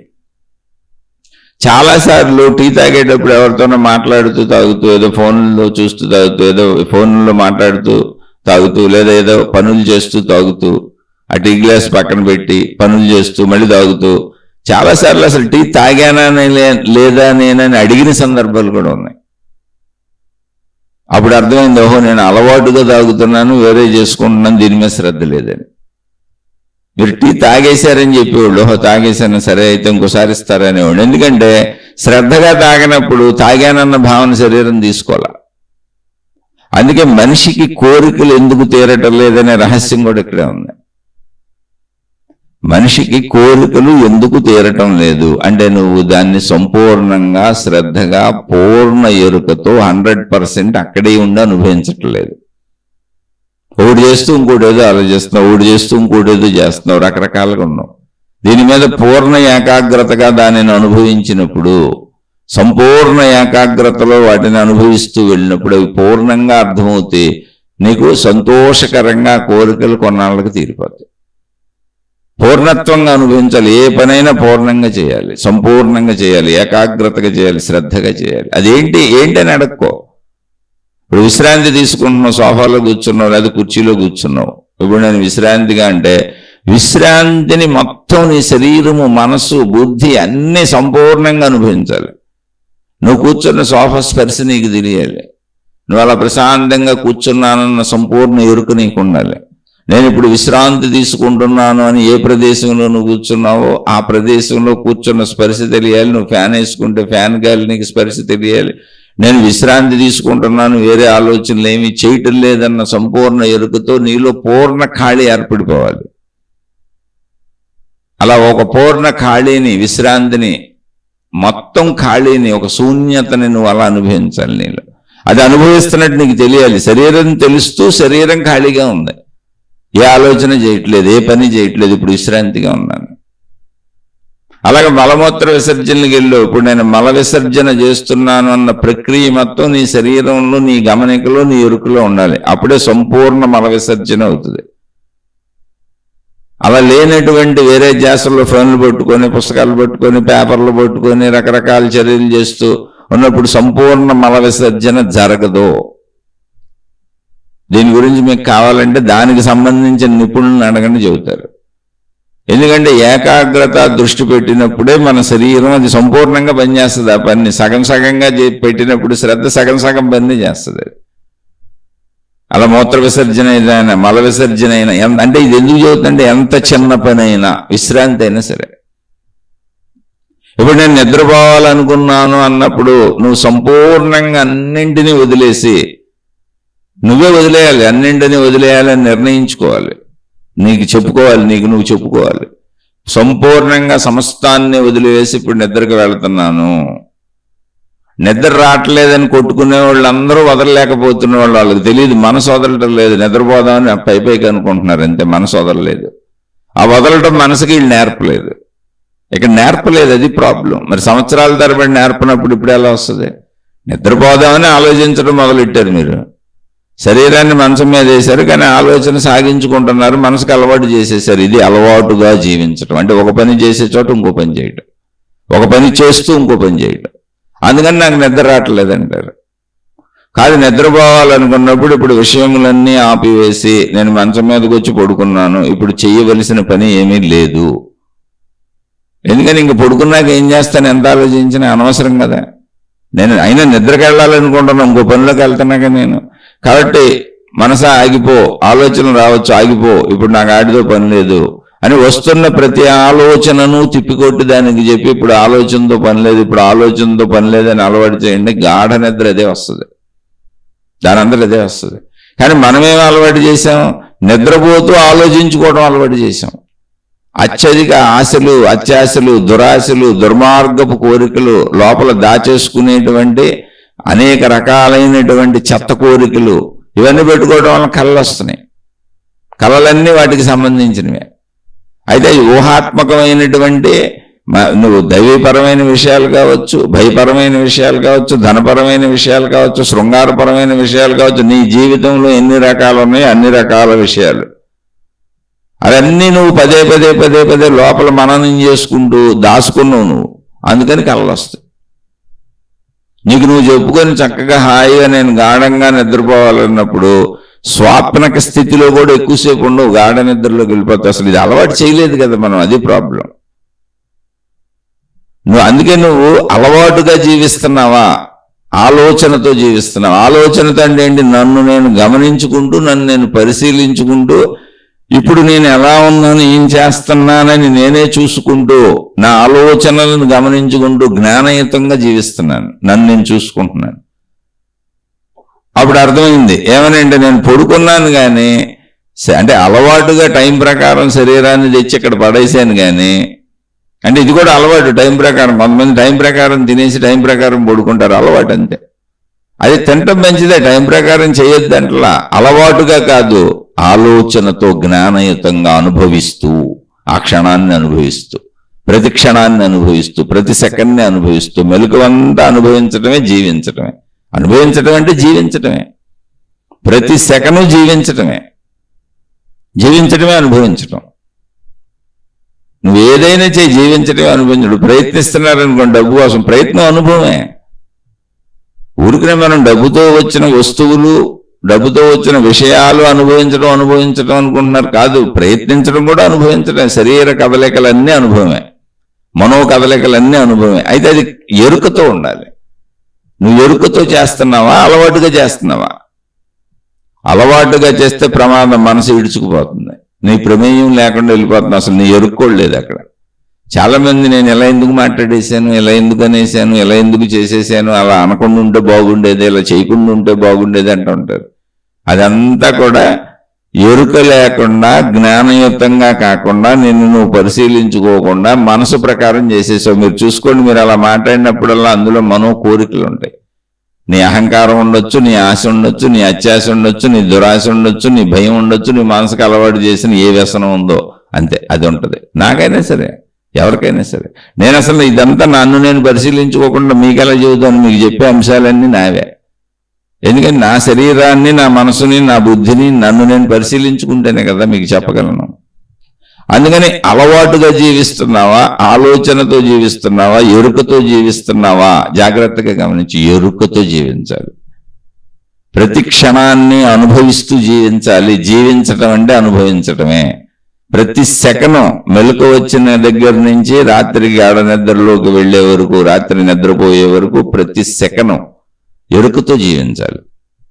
ఎప్పుడు నేను మాట్లాడటానికి ఒక కుర్చీలో కూర్చున్నాను, ఆ కుర్చీ స్పర్శ నాకు తెలుస్తుంది.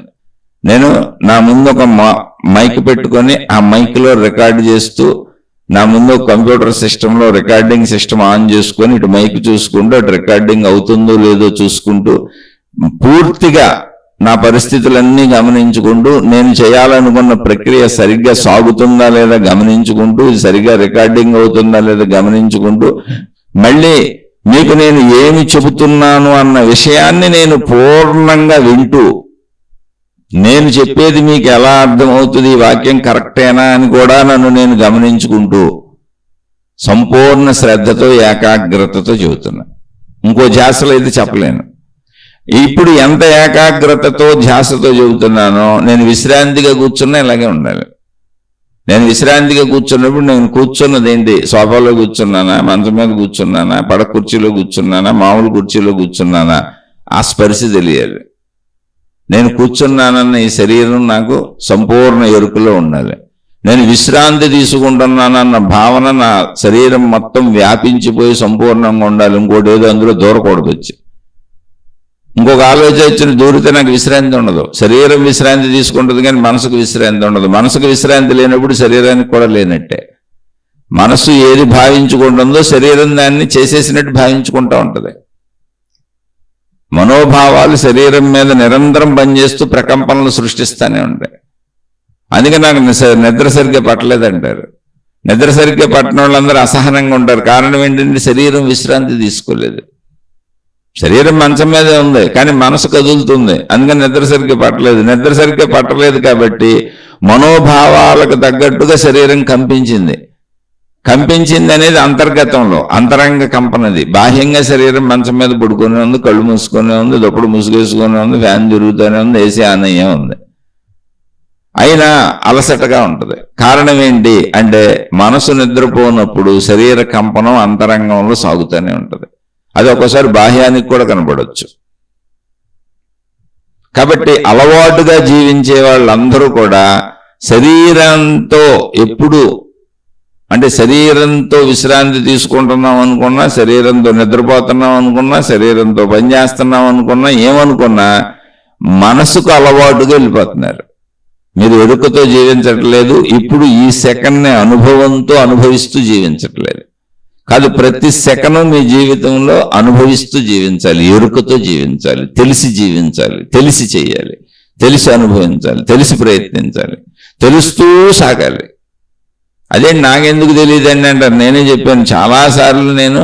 నాకు ఈ టీ విషయంలో బోల్డ్ సార్లు నేను పొరపాటు పడ్డాను. ఒకసారి కాదు, కొన్ని వందల వేల సార్లు నేను తాగానని. ఎందుకంటే ఎప్పుడు పనుల్లో విపరీతమైనటువంటి పనులు, మనుషులు చుట్టూ ఉంటారు, ఏదో ఒకటి మాట్లాడుతూ ఏదో ఒకటి చేస్తూ. ఇప్పుడు కాదు, ఆఫీసులో ఉన్నప్పుడు. ఇప్పుడు సంపూర్ణ మౌనంలో ఉన్నాను. ఇది 5వ సంవత్సరం. ఒకప్పుడు అసలు నేను ఎవరితోనో ఫోన్ మాట్లాడుతూ టీ తాగేసేవాడిని. ఈ లోపల మా ఆఫీసులో వాళ్ళు వచ్చి తాగేసి అక్కడ పెట్టిన గ్లాసులు ఎత్తుకుపోయేవాళ్ళు. అంటే ఒక్కొక్కసారి గ్లాసును బట్టి గుర్తుపెట్టేవాడిని టీ తాగానని. నా పక్కన ఖాళీ గ్లాస్ ఉంటే ఒక టీ ఇచ్చారు, తాగాను అనుకునేవాడిని. అంటే ఇది రోజు జరిగేది కాదు, రోజు జరిగేంత పిచ్చోడిని కాదు. కానీ సంవత్సరాలలో 20-30 సంవత్సరాలలో చాలాసార్లు జరిగింది. అందుకని చెబుతున్నాను. అందుకని చాలాసార్లు జరగటం వల్ల గుర్తుంది నాకు. అరే భ్రమపడుతున్నామే మనం ఎలా అని నన్ను నేను పరిశీలించుకునేవాడిని. ఓహో, మన పనితీరు ఎలా ఉంటుందా, మన శరీర పనితీరు ఎలా ఉంటుందా, నేను ఎందుకని ఈ మార్గంలో నేను సాగుతున్నాను కనుక ఆ పరిశీలన చేసుకున్నాను. మామూలు వాళ్ళు చేసుకోరు అసలు. అలా అనేక సందర్భాల్లో ఖాళీ గ్లాస్ పక్కన ఉన్నప్పుడు ఓహో తాగాని ఇచ్చారు, ఇదే ఖాళీ గ్లాస్ ఉందిగా అనుకుని ఒక్కోసారి ఖాళీ గ్లాస్ తీసేసేవాళ్ళు. నేనేదో పనుల్లో అది గమనించేవాడిని కాదు, నా పక్కన గ్లాస్ ఉండేది కాదు. ఓహో నాకు టీ ఇవ్వలేదేమో అనుకునేవాడిని. నేను మళ్ళీ అడిగేవాడిని నాకు టీ ఇవ్వలేదా అని. ఇచ్చేవాడిని, తాగేశారు అనేవాడు. ఓహో సరే అయితే ఇంకోసారి ఇస్తారా అని మళ్ళీ తాగేవాడిని. ఎందుకనంటే అలాంటి ప్రతి సందర్భంలో నేను మళ్ళీ టీ తాగేవాడిని. ఎందుకని తాగానన్న భావన లేకపోవడం వలన తాగానన్న తృప్తి కలగట్లేదు. అలవాటుగా జీవించడం ఎంత ప్రమాదం చూసారు. అది ఆ పని చేసిన తృప్తి కలగలేదు. ఆ పని చేశాను, తాగాను, టీ తాగాను, కానీ మళ్ళీ చేయాల్సి వచ్చింది. అందుకే ఎప్పటికీ మనిషికి కోరికలు ఎందుకు తీరట్లేదంటే అలవాటుగా జీవిస్తున్నాడు తప్ప అనుభవిస్తూ జీవించటం లేదు. ఆ సెకండ్ అనుభవించు, ఆనందాన్ని అనుభవించు, ఆ ఎరుకతో చెయ్య ఆ పనిని. ఎరుకతో ఏ కార్యమైనా, అది నీ సుఖభోగాలైనా సరే, అది నీ దుఃఖమైనా సరే, పూర్ణంగా ఎరుకతో ఏడుపు అంతరించిపోద్ది. సంపూర్ణంగా పూర్ణ ఎరుకతో ఇంకా ఏడవు, అంతరించిపోద్ది ఆ విషయం. అలాగే సంపూర్ణంగా పూర్ణంగా అనుభవించు, పూర్తిగా తాధ్యాత్మ్యత చెంది ఆ పనిని చెయ్యి, ఆ విషయాన్ని చెయ్యి, ఆ కోరిక తీర్చుకో. కొంతకాలానికి ఆ కోరిక నిన్ను వదిలిపెట్టి వెళ్ళిపోద్ది. ఎందుకంటే అది సంపూర్ణంగా అర్థమవుతుంది. మనం అసంపూర్ణంగా జీవిస్తున్నాం, వచ్చిన ప్రాబ్లం అది. అందుకని ఎప్పటికీ కోరికలు తీరవు మనిషికి. యథాలాపంగా జీవితాన్ని అలా సాగించుకుంటూ పోతున్నాం. మనం సగం శ్రద్ధే పెడతాం, సగం కూడా పెడుతున్నారో లేదో తెలియదు. అది ఎవరికి వాళ్ళు చూసుకోవాలి. అంటే నన్ను నేను చూసుకున్నప్పుడు నాకు తెలిసిన విషయాలు. ఎక్కడెక్కడైతే నేను సంపూర్ణ శ్రద్ధను పెట్టానో ఆ కార్యాలన్నింటినీ నేను వదిలేశాను. ఎందుకంటే పూర్ణతగా ఆ కార్యాలను చేసేసాను, పూర్ణతగా వాటిని అనుభవించాను, పూర్ణతగా క్రియలు చేసేసాను. ఎక్కడెక్కడ సంపూర్ణ శ్రద్ధతో సంపూర్ణ ఏకాగ్రతతో ఆ కార్యము కోసం కార్యాన్ని చేశానో ఆ కార్యాలన్నీ వదిలేసుకుంటూ వెళ్ళిపోయాను. ఎందుకంటే అవన్నీ నాకు బాగా అర్థమైనాయి, ఇంకా చేయవలసిన అవసరం లేకుండా పోయింది. అక్కడ ఒక తృప్తి వచ్చేసింది, అది అర్థమైంది, ఒక తృప్తి కలిగిపోయింది. అలా మీరు ఏదైనా సరే ఒక సంపూర్ణతతో దాన్ని చేసినప్పుడు, పూర్ణ శ్రద్ధతో పూర్ణ ఏకాగ్రతతో పూర్ణ ఎరుకతో 100కి 100 పాళ్ళు అక్కడే ఉండి దాన్ని అనుభవించినప్పుడు అద్భుతంగా ఉంటుంది. ఏంటి అద్భుతంగా అంటే ఇంకా అది మిమ్మల్ని వదిలేస్తుంది, మీరు దాన్ని వదిలేస్తారు. దాన్ని కొంతకాలం పట్టొచ్చు, ఏదైనా సరే అది మిమ్మల్ని వదిలేస్తుంది, మీరు దాన్ని వదిలేస్తారు.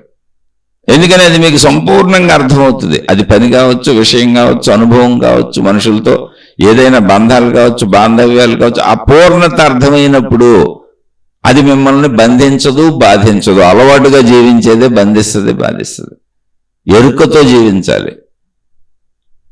అదే జిడ్డు కృష్ణమూర్తి గారు చెప్పిన సత్యము నిత్యనూతనము.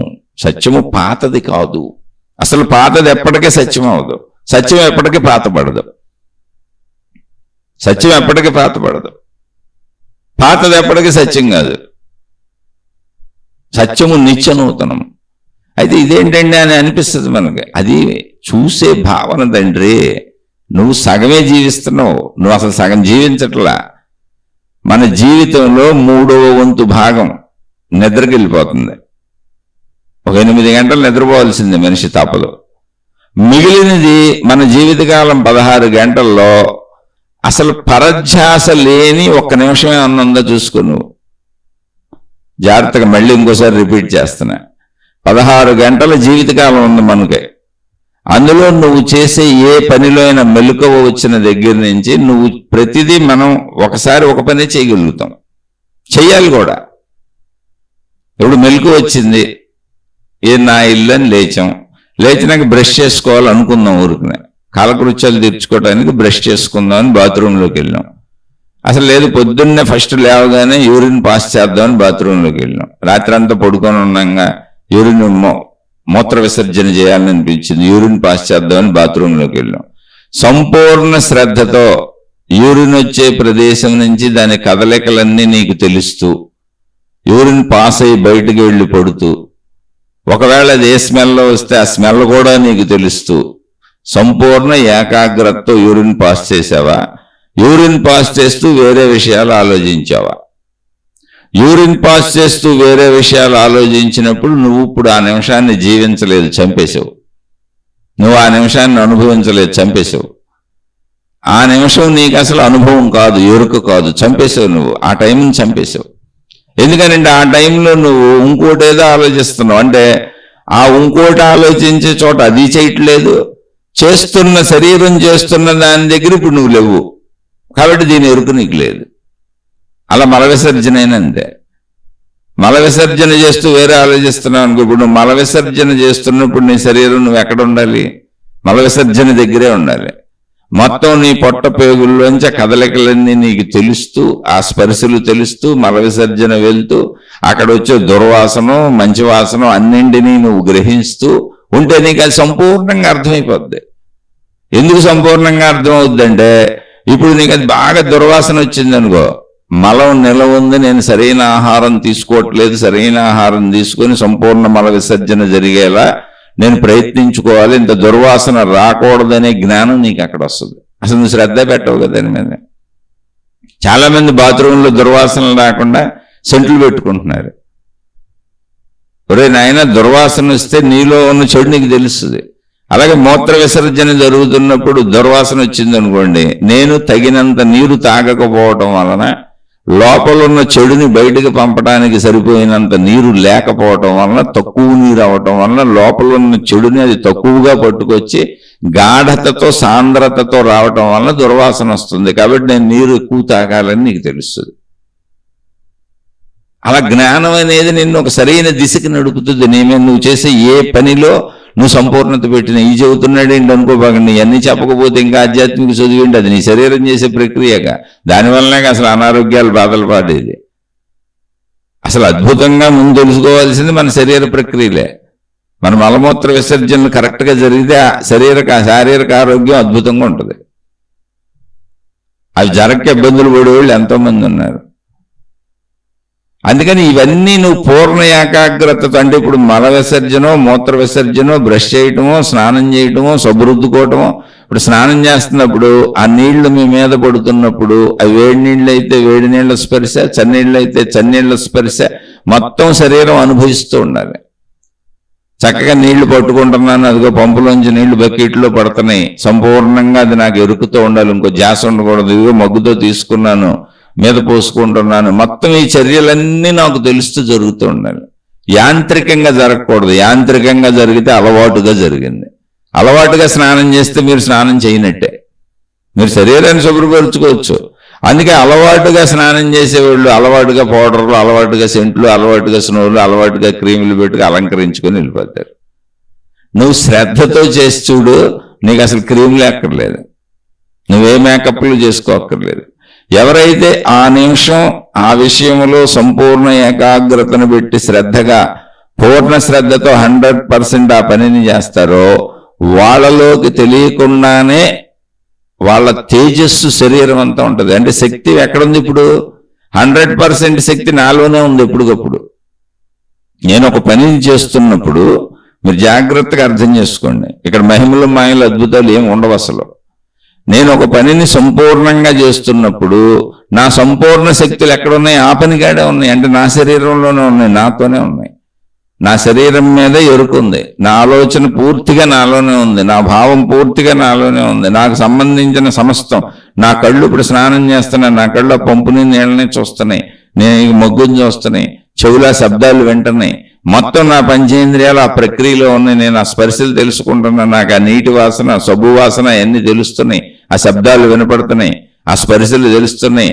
నేను అన్నింటినీ అనుభవిస్తూ ఆనందంగా హాయిగా స్నానం చేస్తున్నప్పుడు నా పూర్ణ శక్తి నాలోనే ఉంటుంది. కనుక నా పూర్ణ శక్తి ఎప్పుడు నాలో ఉందో, పూర్ణ శక్తి నాలో ఉన్నప్పుడు నా ముఖ సౌందర్యం, నా చర్మ సౌందర్యం, నా పూర్ణ శక్తి ప్రకాశంతో నిండిపోద్ది.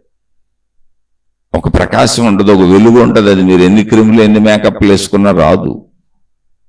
దాన్ని తేజస్సు అంటారు ఆధ్యాత్మికతలో. అది తపస్సులు చేస్తేనే వస్తుంది, ఋషులకి మునులకి యోగులకి వస్తుంది అనుకోబాకండి. ఏ పనినైనా సంపూర్ణ శ్రద్ధతో చేస్తూ ఎవరిలో వారు నిమగ్నమైపోయి సంపూర్ణ శక్తిని బయటికి వెళ్ళనివ్వకుండా ఆ కార్యములోనే ఉంచినప్పుడు శరీరము శబ్ద, స్పర్శ, రూప, రస, గంధములనేటువంటి అనుభవములను ఆ కార్యములో పొందుతూ సంపూర్ణ శక్తి నాలోనే ఉంటుంది, బయటికి పోదు. అందువలన సంపూర్ణమైన నా శక్తి, నా మనోశక్తి, నా జ్ఞానశక్తి, నా ఇచ్ఛాశక్తి, నా క్రియాశక్తి, నా ప్రాణశక్తి, నా ఆత్మశక్తి నాలోనే ఉండటం వలన శక్తి యొక్క తేజో ప్రభావము నాపై పనిచేసి నా ముఖము తేజస్సుగా కనబడుతుంది. ఎందుకంటే శరీరాన్ని కప్పుతాం కాబట్టి. లేకపోతే శరీరం కూడా తేజోవంతంగానే ఉంటుంది. ఆ తేజస్సు ఏదో వెలుగులు చిమ్మిపోయి సినిమాల్లో చూపించినట్టు మహిమలు మాయలుగా ఉండదో, చూసిన వాళ్ళకి అది కొంచెం అందంగా చక్కగా కనబడుతుంది. అంటే కొంచెం ఏదో బాగున్నారు అన్నట్టు ఉంటుంది, అరే బాగున్నారే అన్నట్టు ఉంటుంది. మీరు గమనించి చూడండి, చిన్నపిల్లలు అందరూ చిన్న వయసులో బాగుంటారు. ఏ చిన్నపిల్లలైనా చూడండి, మీరు ఎవరినైనా చిన్నపిల్లల్ని చూడండి, ఒక 2-3 ఏళ్ల వయసు ఉన్న పిల్లల్ని చూడండి, పూర్తిగా ఎదగని మాటలు వచ్చిరాని బోసి నవ్వులు నవ్వుతూ చిన్న చిన్న మాటలు మాట్లాడే పిల్లల్ని చూస్తే ప్రతి బిడ్డ అందంగా అనిపిస్తారు. ఎందుకో తెలుసా? వాళ్ళకి పరధ్యాసంగా ఏర్పడలేదు. ప్రతి సెకండ్ అనుభవిస్తారు వాళ్ళు. ఎవరు కనబడినా దానికి భయపడటమో నవ్వటమో స్పందిస్తూ ఉంటారు వాళ్ళు. మీరు పసిబిడ్డలను గమనించండి, మెలకువలో ఉన్నంతసేపు స్పందిస్తూనే ఉంటారు వాళ్ళు, ప్రతి దానికి స్పందిస్తూ ఉంటారు వాళ్ళు. అందుకని పిల్లలకి విపరీతమైన అటెన్షన్ కావాలి. తల్లిదండ్రులు కొంచెం అటు వెళ్ళగానే వీళ్ళు ఏడుపులు మొదలు పెడతారు, లేదా పిలవటం మొదలు పెడతారు. ఎవరో ఒకళ్ళు ఎప్పుడు వాళ్ళతో ఉండాలి. ఎందుకని? ఎప్పుడు ఏకాగ్రతగా సెకండ్నే వాళ్ళు గడుపుతున్నారు, అనుభవిస్తున్నారు. అందుకని పిల్లలందరూ కూడా చిన్నతనంలో ముద్దుగా అందంగా చక్కగా ఉన్నట్టు కనబడతారు, ముద్దుగా అనిపిస్తారు. వాళ్ళు ఎలా అయినా ఉండొచ్చు, ఎవరికి పుట్టిన పిల్లలైనా కావచ్చు, కూలి వాళ్ళు పిల్లలైనా కావచ్చు, మీకు ముద్దుగా అనిపిస్తారు. కారణం ఏంటంటే అది ఒక తెలియని తేజో సౌందర్యం, అది శరీరం అంతా ఆక్రమిస్తుంది. అంటే నీలో నువ్వు సంపూర్ణంగా ఉన్నప్పుడు అది నీ శక్తి యొక్క తేజో వలయం. అది అద్భుతం కాదు, పాడు కాదు, అది మనలోనే ఉంటుంది. ఇప్పుడు అలా కాకుండా స్నానం చేస్తున్నప్పుడు నేను స్నానం చేస్తూ పరధ్యాసతో ఏదో ఆలోచిస్తూ పనులు చేస్తూ తర్వాత చేయబోయే పనులు చేస్తూ ఇప్పుడు ఏం బట్టలు వేసుకుందాం, బయట ముందు బట్టలు ఏం రెడీగా పెట్టుకున్నాం, ఎక్కడికి వెళ్ళాలి ఏంటి అన్నప్పుడు ఇప్పుడు నువ్వు ఏముంది, నీ ఆలోచన రూపంలో నీ శక్తి బయటకు వెళ్ళిపోయింది, నీ ఇచ్ఛాశక్తి బయటకు వెళ్ళిపోయింది, నీ క్రియాశక్తి బయటకు వెళ్ళిపోయింది, నీ జ్ఞానశక్తి బయటకు వెళ్ళిపోయింది. ఇక్కడ యాంత్రిక చర్య జరుగుతుంది, మనసుకు అలవాటైన పని చేస్తుందంటే. అలవాటుగా నీళ్లు పోసుకోవటం, సంవత్సరాల నుంచి సబ్బు రుద్దుకోవటం, ఇక్కడ శ్రద్ధ లేదు అసలు. ఇప్పుడు అది అలవాటుగా జరిగింది. అలా చిన్న మెలకువ నుంచి కాలకృత్యాలు తీర్చుకోవటం మొదలుకొని, భోజనాలు మొదలుకొని, వృత్తి వ్యాపార ఉద్యోగాలు మొదలుకొని, బట్టలు వేసుకోవటం మొదలుకొని, మనం తయారు చేసుకొని బయటకు వెళ్ళే ప్రక్రియలు, వాహనాలు తోలే ప్రక్రియలు, ఏదైనా అలవాటుగా చేసేది మొత్తం మీరు కాలాన్ని చంపేయటమే. అందుకనే అది ఎంత చేసినా తృప్తి తీరదు, అది ఎంత తిన్నా తృప్తి తీరదు, ఎంత అనుభవించినా తృప్తి తీరదు. ఎందుకంటే పూర్ణంగా అక్కడ లేం మనం.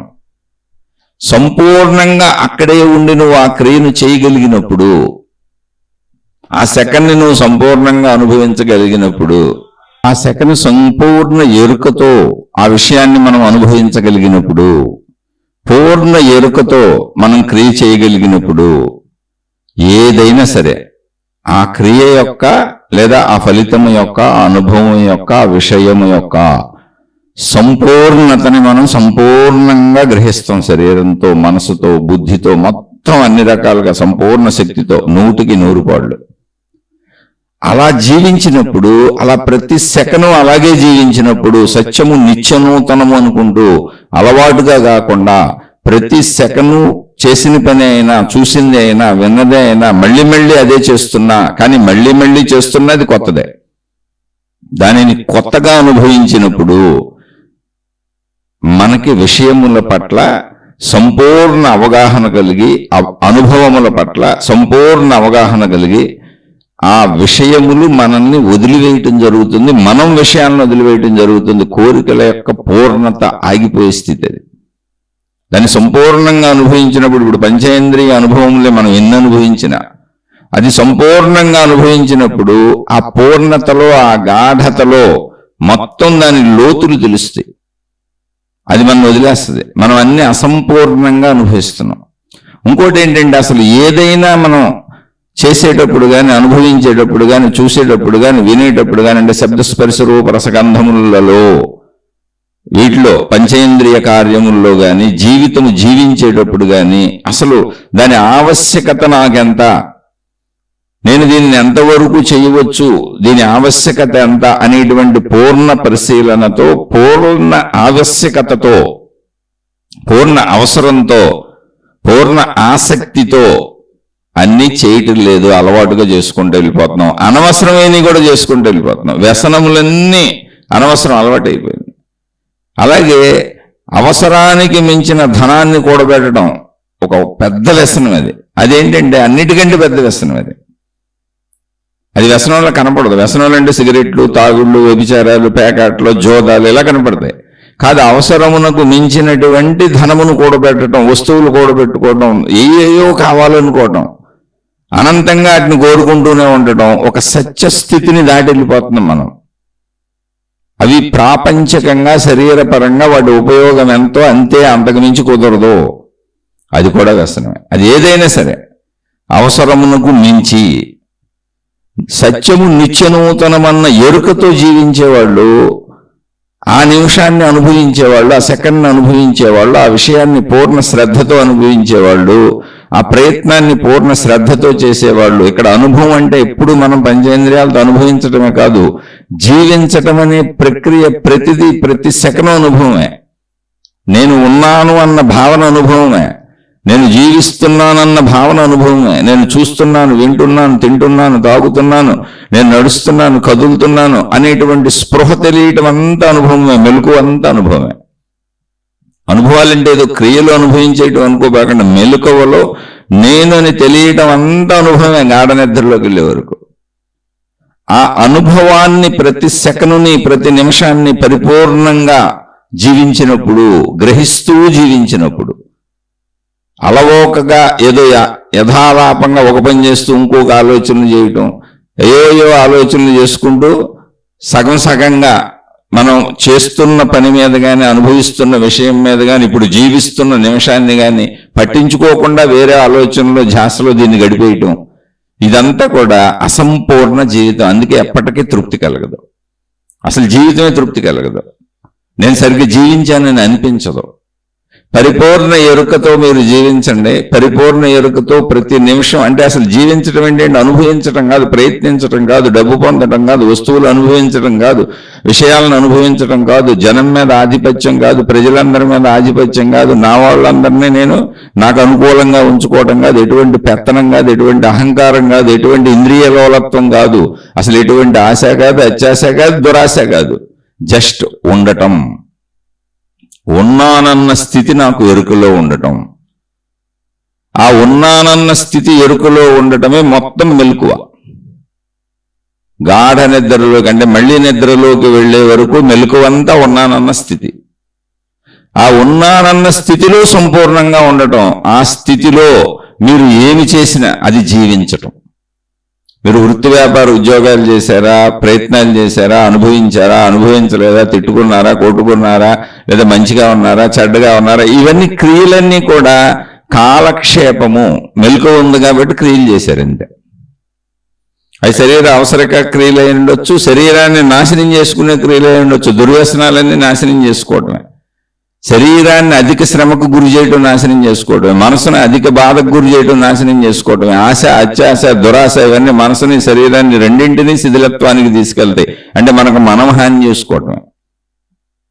సరిపోయినంత అనుభవించటం, సరిపోయినంత శ్రమపడటం, సరిపోయినంత కోరుకోవటం, సరిపోయినంత పొందటం, సరిపోయినంత అని సంతృప్తిగా శరీరాన్ని, మనసుని ఉంచుకోగలగటం అనే ప్రజ్ఞ తెలివి. శరీరం పాడు చేసుకోకుండా, మనసు పాడు చేసుకోకుండా, మన విచక్షణా స్థితులను పాడు చేసుకోకుండా, ఇది నాకు సరిపోయింది చాలు, నా శరీరం సంతృప్తిగా ఉంది, హాయిగా ఉంది, నా మనసు సంతృప్తిగా ఉంది, హాయిగా ఉంది, ఇప్పుడు ఈ సెకను నేను ఎరుకతో జీవిస్తున్నాను, ఈ నిమిషాన్ని అనుభవిస్తూ జీవిస్తున్నానని ప్రతి నిమిషాన్ని ఉండటమే అనుభవంగా. విషయాలు చేయటం, క్రియలు చేయటం, ఇష్టమైనవి చేస్తే, ఇష్టమైనవి తింటే, ఇష్టమైనవి తాగితేనే అనుభవాలుగా కాదు.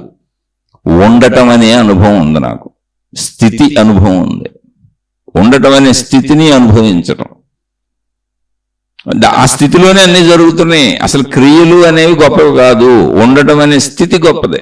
ఉన్నావు గనుక మేల్కొని ఉన్నావు గనుక మేల్కొని ఉన్నానని తెలుస్తుంది కనుక, నేనన్న భావన కలుగుతుంది కనుక, నేను మేలుకొని ఉన్నాను, సజీవంగా ఉన్నానన్న ఎరుక నాకు అవగతమవుతుంది కనుక, ఆ ఎరుక ఈ శరీరముతో కలిసి తాధ్యాత్మ్యము చెంది శరీరము నేనన్న భావన నాకు ఎరుకగా కలుగుతున్నది కనుక, నేను ఇప్పుడు శరీరమును నిలుపుకోవడానికి అవసరమైన చేస్తున్నా. జస్ట్ శరీరమును నిలుపుకొనుటకు మాత్రమే. కానీ అసలు నేను సజీవమైనటువంటి ఉన్నానన్న చైతన్యమును ప్రతి సెకను కొత్తగా అనుభవిస్తున్నాను. కానీ మీరు నిజంగా గమనించండి, మనం పట్టించుకున్నా పట్టించుకోకపోయినా ప్రతి సెకను మనం కొత్తగానే జీవిస్తున్నాం. కానీ యథాలాపముగా ప్రతి సెకండ్ని పాతది చేసుకొని జీవిస్తున్నాం. పాత భోజనమే చేసాం, పాత బట్టలే కట్టుకున్నాం, పాత స్నానమే చేసాం, పాతకాల కుర్చాలే తెరుచుకున్నాం, పాతలాగానే మెలకు వచ్చింది, పాతలాగానే నిద్రపోయాం, పాత కుటుంబ సభ్యులే, పాత డబ్బు సంపాదనే, అన్ని పాతవే అనేటువంటి యథాలాప చర్యలు వెళ్ళిపోయాం. కొత్త వస్తువులు కొనుక్కున్నప్పుడు కొత్తదేదో పొందానని, అప్పటిదాకా అనుభవించే వస్తువులు కాదు, కొత్త వస్తువు వచ్చినప్పుడు కాసేపు, కొత్త విషయాన్ని అనుభవించినప్పుడు కాసేపు, కొత్తది తిన్నప్పుడు కాసేపు, అన్ని ఎప్పుడు కొత్తవి కావాలని ఆ కొత్తదే అనుభవంగా పాతవన్నీ పాతపడిపోయినట్టుగా తీసుకుంటున్నాం. కానీ ఇక్కడ అసలు పాతదే లేదు. ఇదొక సజీవ చైతన్య ప్రవాహము, ఆత్మశక్తి ప్రవాహము. అంత సత్యము, నిత్యనూతనము, కాలం ఎక్కడ లేదు అసలు. ఇక్కడ ఉన్నానన్న భావన, మెలకువ స్థితి ఉన్నది, అది సజీవ చైతన్య ప్రవాహము. నిద్రలో ఆ చైతన్య ప్రవాహపు ఎరుక మనకు తెలియట్లేదు, అది స్థిరమై ఉంది. మెలకువలో ఆ చైతన్య ప్రవాహపు ఎరుక సృష్టిగా, చైతన్యముగా, శరీరముగా దర్శనమవుతుంది. నిద్రలో అది స్థిరత్వం పొందిన సముద్రము వలె, ఎగిసిపడని అలల సముద్రము వలె, ఎగిసిపడే అలలన్నీ ఇప్పుడు స్థిరత్వాన్ని పొందినటువంటి నిర్మల సముద్రము వలె నిద్రలో ఉందంటే, చైతన్యములో మెలకువలో ఎగిసిపడుతున్న అలల సముద్రము వలె ఉండి అలలు సృష్టిగా దర్శనమవుతున్నాయి, నేనుగా దర్శనమవుతుంది. ఆ సృష్టిలో నేను ఒక అల ఎగిసిపడినట్టుగా ఉంది. దాన్ని సజీవత్వంతో అనుభవిస్తూ జీవించడమే చైతన్యవంతమైన జీవితము. అందులో మీరు డబ్బు పొంది జీవించారా, అధికారాలు పొంది జీవించారా, కోరికలన్నీ పొందుతూ జీవించారా, మీరు సుఖంగా జీవించారా, దుఃఖంగా జీవించారా, కష్టంగా జీవించారా, బాధగా జీవించారా, ఎన్ని పొందారు, ఎన్ని పొందలేదు, ఎన్ని పోగొట్టుకున్నారు, ఇందులోని విషయాలు కానీ, ఇందులోని బంధాలు అనుబంధాలు కానీ, మీరు ఏర్పరుచుకున్నటువంటి మీ మనోభావాల చిట్టా ఎంత పెద్దదన్నా అది జస్ట్ మీ సజీవత్వపు కాలక్షేపం అంతే. దానికి అసలు విలువే లేదు. దానికి ఏ విలువ లేదు. విలువ ఉందని మనం అనుకుంటున్నాం దేహభావంలో, దానికి ఏ విలువ లేదు. అందుకే అన్ని వదిలిపెట్టి వెళ్ళిపోతుంది శరీరం. ఎన్నిటిని పట్టుకుందో అన్నింటినీ వదిలిపెట్టేసి మరణం అనేది అంత వెళ్ళిపోద్ది. ఈ స్థితిని గుర్తు పెట్టుకుంటే ఎన్ని పొందినా అన్నింటినీ వదిలేస్తాం. ఆఖరికి నేను అనుకున్న శరీరాన్ని కూడా వదిలేస్తాం. నేను అనుకున్న ఈ శరీర భావన ప్రతిరోజు, అసలు మీరు మరణం దాకా ఎందుకు, ప్రతిరోజు నిద్రలో సమస్తము వదిలేస్తేనే నిద్ర వస్తుంది. ఎంత చక్కగా సృష్టి బోధ చేస్తుందో చూడండి మనకి. ప్రతిరోజు నిద్రలో అసలు ఈ నేననేటువంటి శరీర భావాన్ని వదిలేస్తేనే నిద్రలోకి వెళ్తున్నాం. అంటే శరీరాన్ని వదిలేసాం, నేనన్న శరీర భావాన్ని వదిలేసాం. ఆ భావాన్ని వదిలేసామంటే సమస్తం వదిలేసాం. డబ్బును వదిలేసాం, కుటుంబాన్ని వదిలేసాం, బాధలు వదిలేసాం, సుఖాలు వదిలేసాం, దుఃఖాలు వదిలేసాం, అసలు ఏమీ లేవు, మొత్తం వదిలేసాం. వదిలివేయగలుగుతున్నాం, వదిలేస్తున్నాం, మళ్ళీ మెలకువలో పట్టుకుంటున్నాం. మళ్ళీ మెలకువలో పట్టుకున్నప్పుడు సమస్తము అదే అనుకుంటూ పాత వాటిని పెనవేసుకొని మళ్ళీ అవి పాతవే అనుకుంటూ జీవించుకుంటూ వెళ్ళిపోతున్నాం. కొత్తవి పొందినప్పుడు ఆనందంగా ఉంటున్నాం, కొత్తదాన్ని చూసినప్పుడు ఆనందంగా ఉంటున్నాం. కాసేపు మళ్ళీ ఆనందం, కొత్తది ఎప్పుడు పాత పడిపోతూ ఉంటుంది. మళ్ళీ కొత్తదాని కోసం ప్రయత్నించుకుంటూ వెళ్తున్నాం. అసలు కొత్తదనం అనేది వస్తువుల్లో లేదు, విషయాల్లో లేదు, మనుషుల్లో లేదు, సృష్టిలో లేదు, పదార్థాలలో లేదు, ఎక్కడా లేదు. కొత్తదనం అనేది జీవత్వంలో ఉంది. సజీవత్వము, సత్యము, నిత్యనూతనము, అది ఎప్పుడు కొత్తదే, అసలు పాత పడటమే లేదు ఇక్కడ. అది జీవ చైతన్యము, దానికి నశింపు లేదు. అది ఎప్పుడు నూతనమే, ఎందుకంటే శాశ్వతంగా ఉండేది అదే, ఉన్నదదే, ఉంటున్నది అదే. అది ఎప్పుడు నిత్యనూతనం. అందుకే సత్యము నిత్యనూతనము. సత్యం ఏంటి? నేను ఉన్నానన్న ఎరుక. ఆ ఎరుక నాకు తెలియటమే మెలకువ. ఆ ఎరుకను నేను కోల్పోవటమే నిద్ర. ఆ ఎరుకను నేను సంపూర్ణంగా ప్రతి సెకను అనుభవిస్తూ జీవించటమే చైతన్యవంతమైన ప్రజ్ఞతో కూడినటువంటి సంపూర్ణ జీవితం. మీరు ఎలా జీవించారనేది అసలు పాయింటే కాదు. ఎలా జీవించారనేది కాలక్షేపం. వేటితో జీవించారనేది కాలక్షేపం కాదు. జీవించే విషయాలను, అంటే ప్రతి సెకనును ఎరుకతో అనుభవైక వైద్యంగా జీవించాను. ఇప్పుడు భోంచేస్తున్నానన్న విషయం పట్ల పూర్ణ ఎరుకుంది. ఇప్పుడు నేను భోజనం పళ్ళె ముందు కూర్చొని ఉన్నాను, పళ్ళెంలో విషయాలన్నీ ఉన్నాయి. ఇప్పుడు నేను సంపూర్ణ ఎరుకతో నా చేతితో అవన్నీ ఆహార పదార్థములు కలుపుకొని అందులో నుంచి ఆహార పదార్థం నా చేతితో తీసుకొని నోట్లో పెట్టుకొని నాలుక మీద నా రుచి తెలుసుకుంటూ పళ్ళతో నవ్వులుతూ దాన్ని అనుభవిస్తూ దాని స్పర్శటు బొగ్గలకు తగులుతుంది. నాలుగు తగిలినప్పుడు రుచి తెలుస్తుంది, అలా పళ్ళు నవ్వులుతున్నాయి. మెత్తగా నమిలి దాన్ని మింగుతున్నప్పుడు ఆ గుటక పడుతూ అది తెలుస్తుంది. అది అలా జారుతూ కడుపులోకి వెళ్తుంది. మళ్ళీ చేతులు ఇక్కడ కలుపుకుంటున్నాయి, చూస్తున్నారు. పూర్ణ ఏకాగ్రత అక్కడే ఉంది, ఇంకో ధ్యాస లేదు, ఇంకోవైపు ఆలోచన లేదు. సంపూర్ణంగా భోజనం చేయటం అనే ప్రక్రియను గమనిస్తున్నాయి మొత్తం నా శరీరంలోని ఇంద్రియాలన్నీ. ఆ స్థితిలోను అనుభవిస్తుంది మొత్తం నా శరీరం అంతా. ఇప్పుడు ఆ క్రియలో నిమగ్నం అయిపోయి ఉన్నాను. అది ధ్యానము, అది తపస్సు. ఏ క్రియ చేసినా క్రియ ప్రధానమైంది కాదు, ఆ క్రియలోని వస్తువు ప్రధానమైంది కాదు. ఇప్పుడు మనకేం ప్రధానం? భోజన పదార్థములు ప్రధానం, దానిలో రుచి ప్రధానం. మనకి ఇష్టమైనవి ఉంటాం, ఉన్నాయా లేవా అనేది ప్రధానం. సహజ సామాన్య మానవుడు ఎలా తింటాడు? కాదు. వస్తువులు పనికొచ్చే తీసుకో, ఇష్టమైనవి తీసుకో, అన్నీ అలాగే పెట్టుకో. కానీ అక్కడ ప్రధానమైన అంశము ఆ క్రియను పూర్ణమైన సంపూర్ణ ఏకాగ్రతతో చేస్తున్నాను. ఎందుకంటే అది శరీరాన్ని రక్షించుకోవటానికి అవసరమైన ఔషధము, ఆహారము. ఇప్పుడు పూర్ణ ఎరుకతో పంచేంద్రియములు దాని మీదే ఉన్నాయి, శరీరం మొత్తం దాని మీదే ఉంది. అదొక సాధనగా, తపస్సుగా, ధ్యానంగా తింటున్నాను. ఎందుకంటే అదే శరీరాన్ని బ్రతికించేది. ప్లస్ నేను చేసే ప్రతిక్రియ పట్ల పూర్ణ ఎరుకతో తింటున్నాను, ఎరుకతో ఉంటాను, పూర్ణ ఎరుకను కలిగి ఉంటాను. మెలకువంతా ఎరుక కలిగి ఉండటమే. అప్పుడు ఎరుక యొక్క స్పృహ కలుగుతుంది, చైతన్య శక్తి యొక్క స్పృహ కలుగుతుంది. ఆ సంపూర్ణత్వంగా జీవించటం వలన చైతన్యపు ఎరుక యొక్క స్పృహ కలుగుతుంది. నేను చైతన్యమును ఎరుకను అని తెలుస్తుంది. ఆ ఎరుక సత్యము, సత్యము నిత్యనూతనం అంటే ఆ ఎరుక శరీరానికి కలిసినప్పుడు నేను శరీరం అన్న భావాన్ని అనుభవిస్తున్నానని కూడా తెలుస్తుంది. ముందు ఇలా పూర్ణంగా జీవించాలి, సంపూర్ణంగా జీవించాలి. ఆయుష్ లెక్కేసుకుంటూ ఎప్పటి వరకు జీవిస్తాను, ఎప్పుడుకో ఉంటాను, బోరు కొడుతుంది, తోచట్లేదు, ఇది ఇలా కాదు, ఇది అలా కాదు, ఇది అవును కాదు, ఇది రైట్ కాదు, ఇది తప్పు, ఇలా రకరకాలుగా మన ఇష్టం వచ్చినట్టు చెప్పుకుంటూ, గాసిప్స్ వాళ్ళ గురించి వీళ్ళ గురించి చెప్పుకుంటూ, ప్రస్తుత కార్యాన్ని సర్వనాశనం చేసుకుంటూ, మీరు ఏ చిన్న పనైనా చేయండి, అసలు నో ప్రాబ్లం. అది మీరు ఊరికిన వృత్తి వ్యాపార ఉద్యోగాలకు వెళ్ళడానికి ఒక బండి వేసుకెళ్తున్నారు, లేదా ఇంట్లో వంట పని చేసుకుంటున్నారు, లేదా టీ పెట్టుకుంటున్నారు, కాఫీ పెట్టుకుంటున్నారు, లేదా కాలకృత్యాలు తీర్చుకుంటున్నారు, స్నానం చేసుకుంటున్నారు, లేదా బట్టలు కట్టుకుంటున్నారు. ఏ పనైనా చేయండి, అసలు అది పని అనేది ప్రాముఖ్యత కాదు.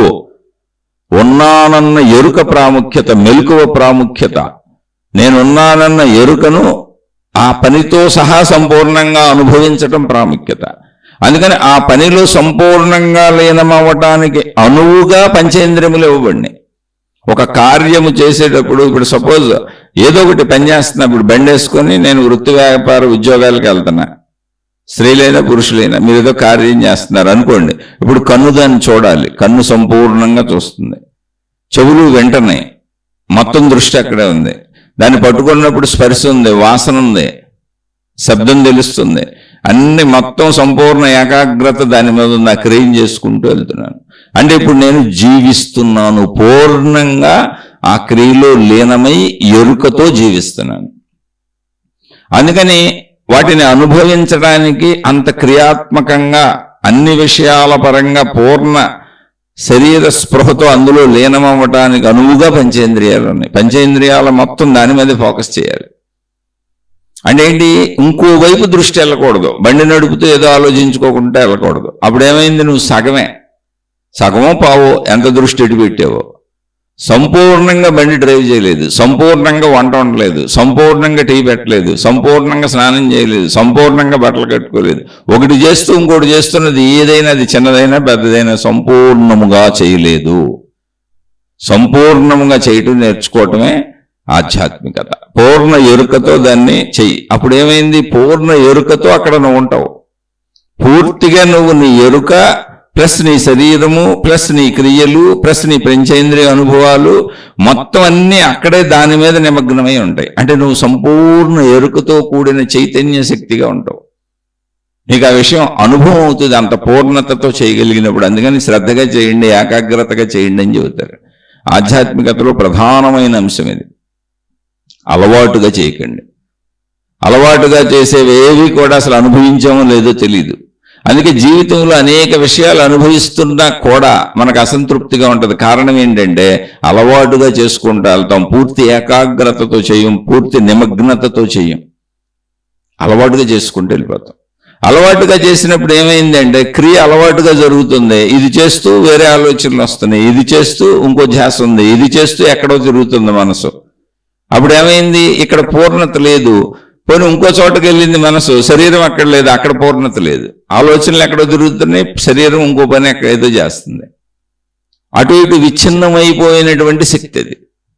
శక్తిని విచ్ఛిన్నం చేసి బలహీనపరిచి ఏకాగ్రత అన్నప్పుడు శక్తి మొత్తం ఒకే చోట ఒకే దాని మీద నిగ్నమై ఉండుట ఏకాగ్రత. అది తపస్సు అవుతుంది, ధ్యానం అవుతుంది. అదేం పెద్ద అద్భుత ప్రక్రియ కాదు, మనం అనుకుంటే చేసేయచ్చు. కానీ విచ్ఛిన్నమవటం, విచలితం అవటం అనేది మానసిక లక్షణం. ఎందుకంటే మనసు శరీరక పరిమితులను అధిగమించి అత్యంత వేగంతో నడుస్తూ ఉంటుంది. కానీ మనం శరీరంతోనే క్రియలు చేయగలుగుతూ ఉంటాం. అందుకని శరీర మనస్సులను అనుసంధానము చేయటం శ్రద్ధ. ఏకాగ్రత, సంపూర్ణత. ఒకదాని మీదే దృష్టి పెట్టాలి అంటే శరీరం చేస్తున్న క్రియకు అనుగుణంగా మనసుని అక్కడే నిలిపించాలి. జరిగిపోనివ్వకూడదు, పరిగెత్తనివ్వకూడదు, స్పీడ్గా వెళ్ళిపోనివ్వకూడదు, ఇంకో చోటుకు వెళ్ళిపోనివ్వకూడదు. ఎందుకంటే అది అపరిమిత వేగము కలిగింది. ఏకాగ్రత, శ్రద్ధ, ధ్యానము, తపస్సు అంటే శరీర పరిమితికి మనస్సును తీసుకొచ్చి అక్కడే నిలబెట్టడం. అంటే సజీవ చైతన్యమును నేను అక్కడ ఆ ప్రదేశంలో ఉంచుతాను, నా ఉనికిని అక్కడ ఉంచుతాను, నా ఎరుకుని అక్కడ ఉంచుతాను, ఆ కార్యములు ఉంచుతాను, ఆ విషయంలో ఉంచుతాను, ఆ స్థితిలో ఉంచుతాను. శరీరము ఉనికి అన్ని కలిసి ఒకే పని చేస్తూ ఉంటాయి. అది పూర్ణత్వము, సంపూర్ణ జీవితం. అందుకే అలవాటుగా జీవించటం అనేది మనోవ్యాపారము. అలవాటుగా జీవించే వాళ్ళు ఎవ్వరికీ ఏదీ రాదు. ఎందుకంటే దాని మీద అసలు ఒక సంతృప్తి కలగదు, ఒక పూర్ణత కలగదు, అనుభవించాలని అనిపించదు, జీవించాలని అనిపించదు, పొందానని అనిపించదు. ఎప్పుడు అసంతృప్తిగా ఉంటారు. అసంతృప్త జీవితానికి కారణం అసంపూర్ణంగా పనులు చేయటం, అసంపూర్ణంగా జీవించటం. అసంపూర్ణంగా జీవించడం అంటే మళ్ళీ చెబుతున్నాను, అలవాటుగా జీవించడం, యథాలాపంగా జీవించడం, పాతవన్నీ పాతవనుకుంటూ జీవించడం. అదే పాత పిల్లం, అదే పాత మొగుడు, అదే పాత పిల్లలు, అదే పాత ఇల్లు, అదే పాత గొడవ, అంతా అదే పాతది. ఏంటి ఆనందం? మళ్ళీ కొత్త ఇల్లు కొనుక్కుంటే, మళ్ళీ కొత్త బట్టలు తెచ్చుకుంటే, కొత్త చెప్పులు కొనుక్కుంటే, కొత్త వస్తువులు కొనుక్కుంటే, కొత్త మనుషుల్ని చూస్తుంటే. అందుకే మానసిక పరమైనటువంటి, శృంగారపరమైనటువంటి విషయాలు కూడా భార్యాభర్తల మధ్య కొత్తదనాన్ని కోరుకుంటూ వ్యభిచారం అనే పేరుతో తప్పుల వైపు వెళ్ళిపోతుంటారు. మొత్తం చెడు తప్పులన్నిటికీ కారణం ఏంటంటే కొత్తదనాన్ని కోరుకునేటువంటి మనసు. ఒక ఎరుకలో, ఒక స్థితిలో, ఒక పూర్ణతతో సంపూర్ణ జీవితం జీవించకపోవటం వలన యథాలాప జీవితం జీవించుకుంటూ, అలవాటు పడిపోయిన జీవితం జీవించుకుంటూ, ఎరుకతో జీవించకపోవటం వలన మొత్తం చెడంతా వచ్చింది. ఎందుకని? పాతదంతా మనకు పాచంతకాయ పచ్చడిలాగా ఉంది, దాని మీద ఆసక్తి తగ్గిపోతుంది.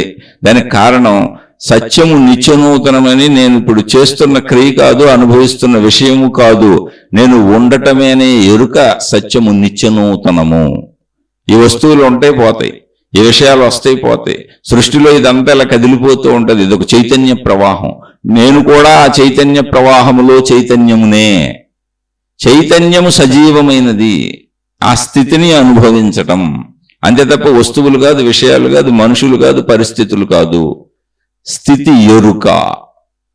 ఆ ఎరుకను ఎప్పుడైతే సజీవత్వంగా అనుభవిస్తూ సంపూర్ణంగా ఎరుకతో క్రియలు చేస్తున్నానో అప్పుడు క్రియ సంపూర్ణత్వాన్ని పొందుద్ది. ఎరుక మనకు సంపూర్ణంగా అనుభవం అవుతూ ఉంటుంది.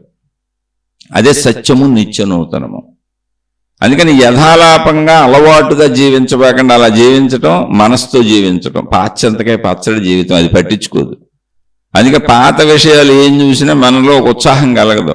ఓ బోరు జీవితం, అబ్బా ఇదేనా, మళ్ళీ ఇలాగేనా, అందరూ అంటూ ఉంటారు. చూడండి, జీవితం బోరు కొడుతుంది అంటూ ఉంటారు. అసలు ఆ పదమే అందులో పుట్టింది. జీవితం బోరు కొట్టకుండా ఉండాలంటే నిరంతరం కొత్తదనం కావాలి. నువ్వు కోరుకున్నంత మళ్ళీ కొత్త డబ్బు రావాలి, కొత్తగా డబ్బు సంపాదించి తెచ్చుకోవాలి, కొత్త బట్టలు కొనుక్కోవాలి, నిరంతరం కొత్తవి కావాలి, మనుషులు కూడా కొత్త వాళ్ళు కావాలి, విషయాలు కొత్తవి కావాలి అని నువ్వు అనుకుంటున్నావు.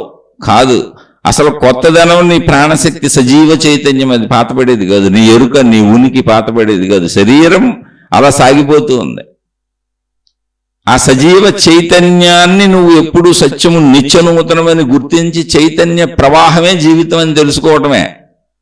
నీ చైతన్య ప్రవాహం జీవితం.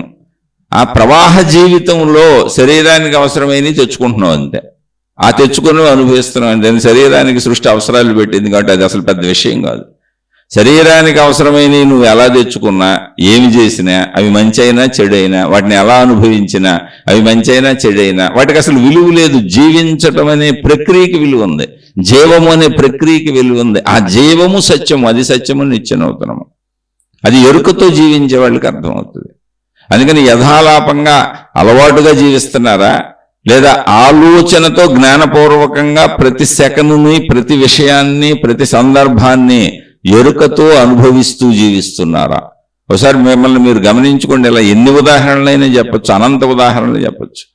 మీరు ఎరుకతో ప్రతి విషయాన్ని, ప్రతి సెకనుని, ప్రతి నిమిషాన్ని, మెలకువలో ఉన్న ప్రతి సెకనుని నేను మేలుకొనున్న సజీవ చైతన్యమును అన్న ఎరుకతో, మెలకువ అంటేనే ఎరుక, ఎరుకతో జీవించినప్పుడు, ఎరుకతో విషయాలను అనుభవించినప్పుడు, ఎరుకతో ప్రయత్నించినప్పుడు, ఎరుకతో సాధించినప్పుడు ఆ ఎరుక పూర్ణమై కూర్చుంటది, సంపూర్ణమై కూర్చుంటది. విషయాల పట్ల ఆసక్తి కాదు ఇక్కడ ప్రాముఖ్యత, ఎరుక పట్ల, ఎరుక యొక్క సజీవత్వము పట్ల, దాని యొక్క నూతనత్వము పట్ల.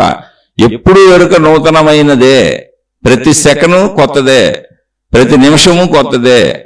చైతన్యం అసలు సజీవమైనటువంటి ప్రవాహము, సజీవ ప్రవాహము, ప్రాణశక్తి ప్రవాహం, అది ఆత్మశక్తి ప్రవాహం, అది ఎప్పుడూ నూతనమైనదే, అది పాతబడిపోవటం లేదు అసలు అనేటువంటి స్పృహ కలుగుతుంది. అదే సత్యము నిత్యనూతనము. ఈ సత్యాన్ని, ఈ సత్యము నిత్యనూతనం అనే సత్యము ఏదున్నదో దాన్ని ఆవిష్కరించుకోవటమే ఆత్మసాక్షాత్కారం. అది నాలోనే ఉంది, నాతోనే ఉంది. నేను పాతబడిపోయిన వాడిని కాదు, నా చుట్టూ ఉన్న ప్రకృతి ఏది పాతబడిపోయింది కాదు, నా చుట్టూ ఉన్న నేను, నాది, నా వాళ్ళు కానీ, సృష్టి మొత్తం కానీ, ప్రపంచం మొత్తం కానీ, మనుషులు కానీ ఏది పాతది కాదు. అది సజీవ చైతన్య ప్రవాహము. అలా తనను తాను ఆ ఆత్మశక్తి, ప్రాణశక్తి, సజీవ చైతన్య ప్రవాహము సృష్టిగా వ్యక్తపరుచుకుంటుంది. మన ప్రయత్నములన్నీ కూడా కేవలము శరీర ధర్మం కోసం జరుగుతున్నాయి అంతే. ఆ ప్రయత్నములలో ఆధారమైన సజీవ ఎరుక శక్తిని చూడు, ప్రయత్నించటానికి సహకరిస్తున్న సజీవ ఎరుక శక్తిని చూడు. శరీరం ప్రయత్నించటానికి నాలోని ఎరుక శక్తే, ప్రాణశక్తే కారణం. ప్రయత్నించిన ఫలములు పొందటానికి నాలోని ఎరుక శక్తి కారణం. పొందిన వాటిని అనుభవిస్తున్నానన్న స్పృహ కలిగించేది నాలోని ఎరుక శక్తే. మొత్తము నా ఎరుక శక్తి ఈ ప్రవాహ దిశలో ఇన్ని రకాలుగా కదులుతుంది. అందరికంతే, సృష్టి అంతా అలాగే సాగుతుంది. కాబట్టి ఇక్కడ ఆ శక్తి ప్రవాహం, చైతన్య శక్తి, సజీవ ప్రవాహం, ఆ ఎరుక ప్రవాహం, ఆ స్పృహ ప్రవాహం, ఉన్నానన్న ఎరుకకు సంబంధించిన స్పృహ ప్రవాహం ఏదుందో అది సత్యము, అది ఉనికి, అది ఎగ్జిస్టెన్స్, అది ప్రాణశక్తి, అది ఆత్మశక్తి, అది సత్యము, అది నిత్య నూతనము. అందుకని అలవాటుగా జీవిస్తుంటే పాశ్చంతకాయ పచ్చడి పాత మనసుతో పోతున్నారండి.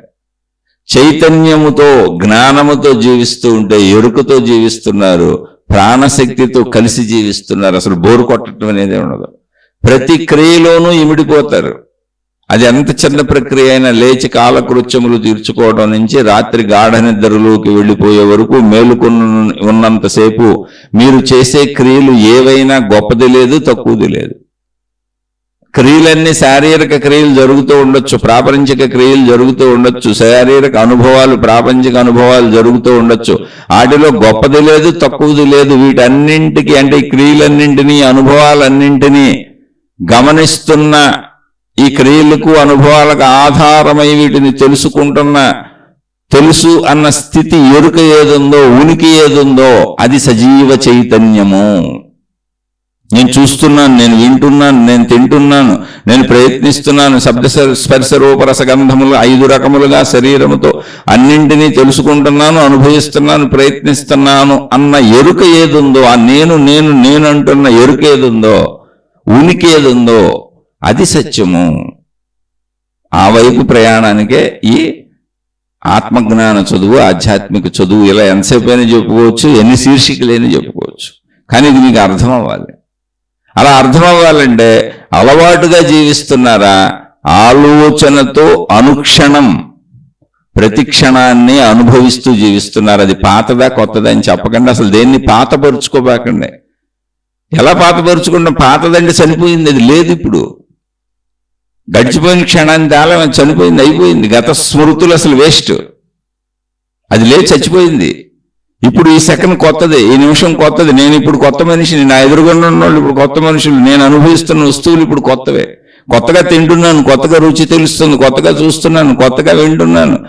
పాత శబ్దాలే అయి ఉండొచ్చు, పాత రూపాలే అయి ఉండొచ్చు, పాత దృశ్యాలే అయి ఉండొచ్చు, పాత వాసనలే అయి ఉండొచ్చు. ఏదైనా నీకు పాతది అనిపించింది అంతా భావనాత్మకత తప్పు. ఇప్పుడు ప్రతిదీ కొత్తదే. దేన్ని పాతపరుచుకోబాకండి. అసలు పాతపరుచుకోవటం వలనే భార్యాభర్తల మధ్య ఆసక్తి తగ్గిపోతుంది, తప్పులు చేయాలనిపిస్తుంది. పాతపరుచుకోవటం వల్లనే బంధాలు అనుబంధాల మధ్య విసుగు, కోపం, ద్వేషాలు, విద్వేషాలు వస్తున్నాయి. చులకనగా మాట్లాడేసుకుంటున్నారు, ఒకళ్ళొకళ్ళు సెటైర్లు వేసుకుంటున్నారు. కాదు, ఎప్పుడూ కొత్తదే, అంత సజీవమైన చైతన్యం. ఇప్పుడు కొత్తదే. ఇప్పుడు నా కొడుకు నిన్నటి కొడుకులాగా నాకు అనిపించవచ్చు, మొన్నటి కొడుకులాగా నాకు అనిపించవచ్చు, 25 ఏళ్ల నుంచి ఉన్న కొడుకే అని అనిపించవచ్చు. కాదు, ఇప్పుడు ఈ నిమిషం నేను చూస్తున్న, నా కళ్ళతో చూస్తున్న, నా ఎదురుగా నుంచున్న నా కొడుకు సజీవ చైతన్యము. నేను ఇప్పుడు కొత్తగా చూస్తున్నాను, ఇప్పుడు కొత్తగా అతని మాటలు వింటున్నాను.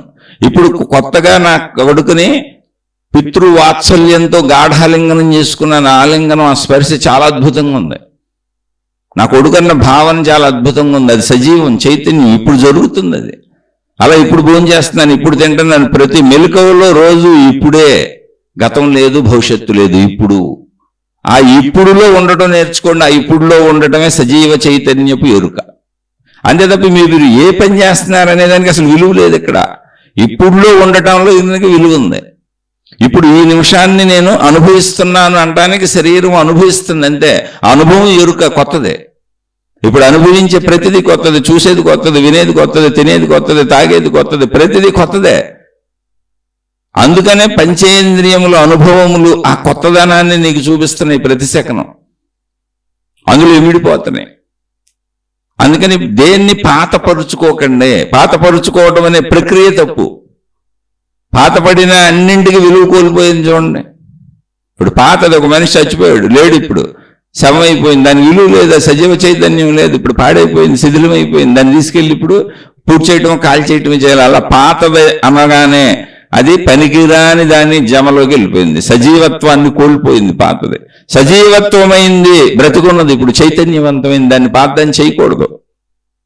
అందుకని బంధాలు, అనుబంధాలు, ప్రేమలు ఏవి పాతపరచకండి. నూతనముగా జీవించండి. ఎందుకని జీవించేటప్పుడు నూతనమేగా. ఇప్పుడు నిద్రపోయి లేచాం, కళ్ళు తెరిచాం, కళ్ళ ముందు కనపడుతుంది పాత ఇల్లని మీరు అనుకుంటున్నారు. కాదు, ఇప్పుడు మీరు కొత్తగా చూస్తున్నారు అన్నది నిజం. చూడలేకపోతే, కళ్ళు పోతే, కళ్ళు కనపడకపోతే, దృశ్యం కనపడకపోతే, చెవులు వినపడకపోతే, ముక్కుకు వాసన తెలియకపోతే, నాలుగు రుచులు తెలియకపోతే, చర్మానికి స్పర్శలు తెలియకపోతే, అన్ని పాతవే అక్కడే ఉన్నాయి. అన్నీ ఇంతకు ముందు తెలిసినవే. కానీ ఇప్పుడు కన్ను చూడలేకపోతుంది. అది పాతది అనుకోగలరా? చెవికి వినపడతల్లా శబ్దం, పాతదే కదా అనుకోగలరా? కానీ పాత శబ్దమే వినపడతల్లా. పాత రుచే తెలియట్లా, పాత స్పర్శే తెలియట్లా. శబ్దస్పర్శ రూపరస గంధములతో శరీరంతో అనుభవించే అన్ని విషయములు పాతవే. కానీ ఇప్పుడు ఆ శక్తిని ఇంద్రియములు కోల్పోయినాయి. నేను బతికే ఉన్నాను కానీ శక్తిని ఇంద్రియములు కోల్పోయినాయి.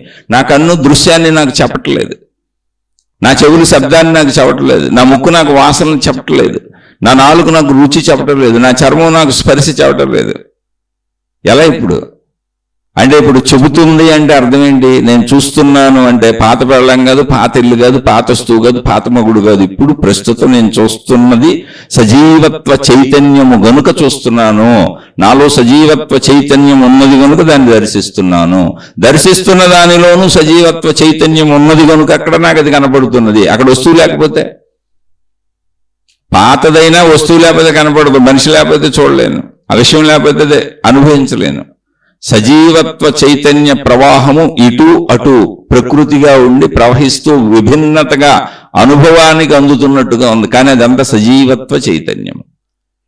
ప్రతి మెలకువ సజీవము చైతన్యము. ఎలా?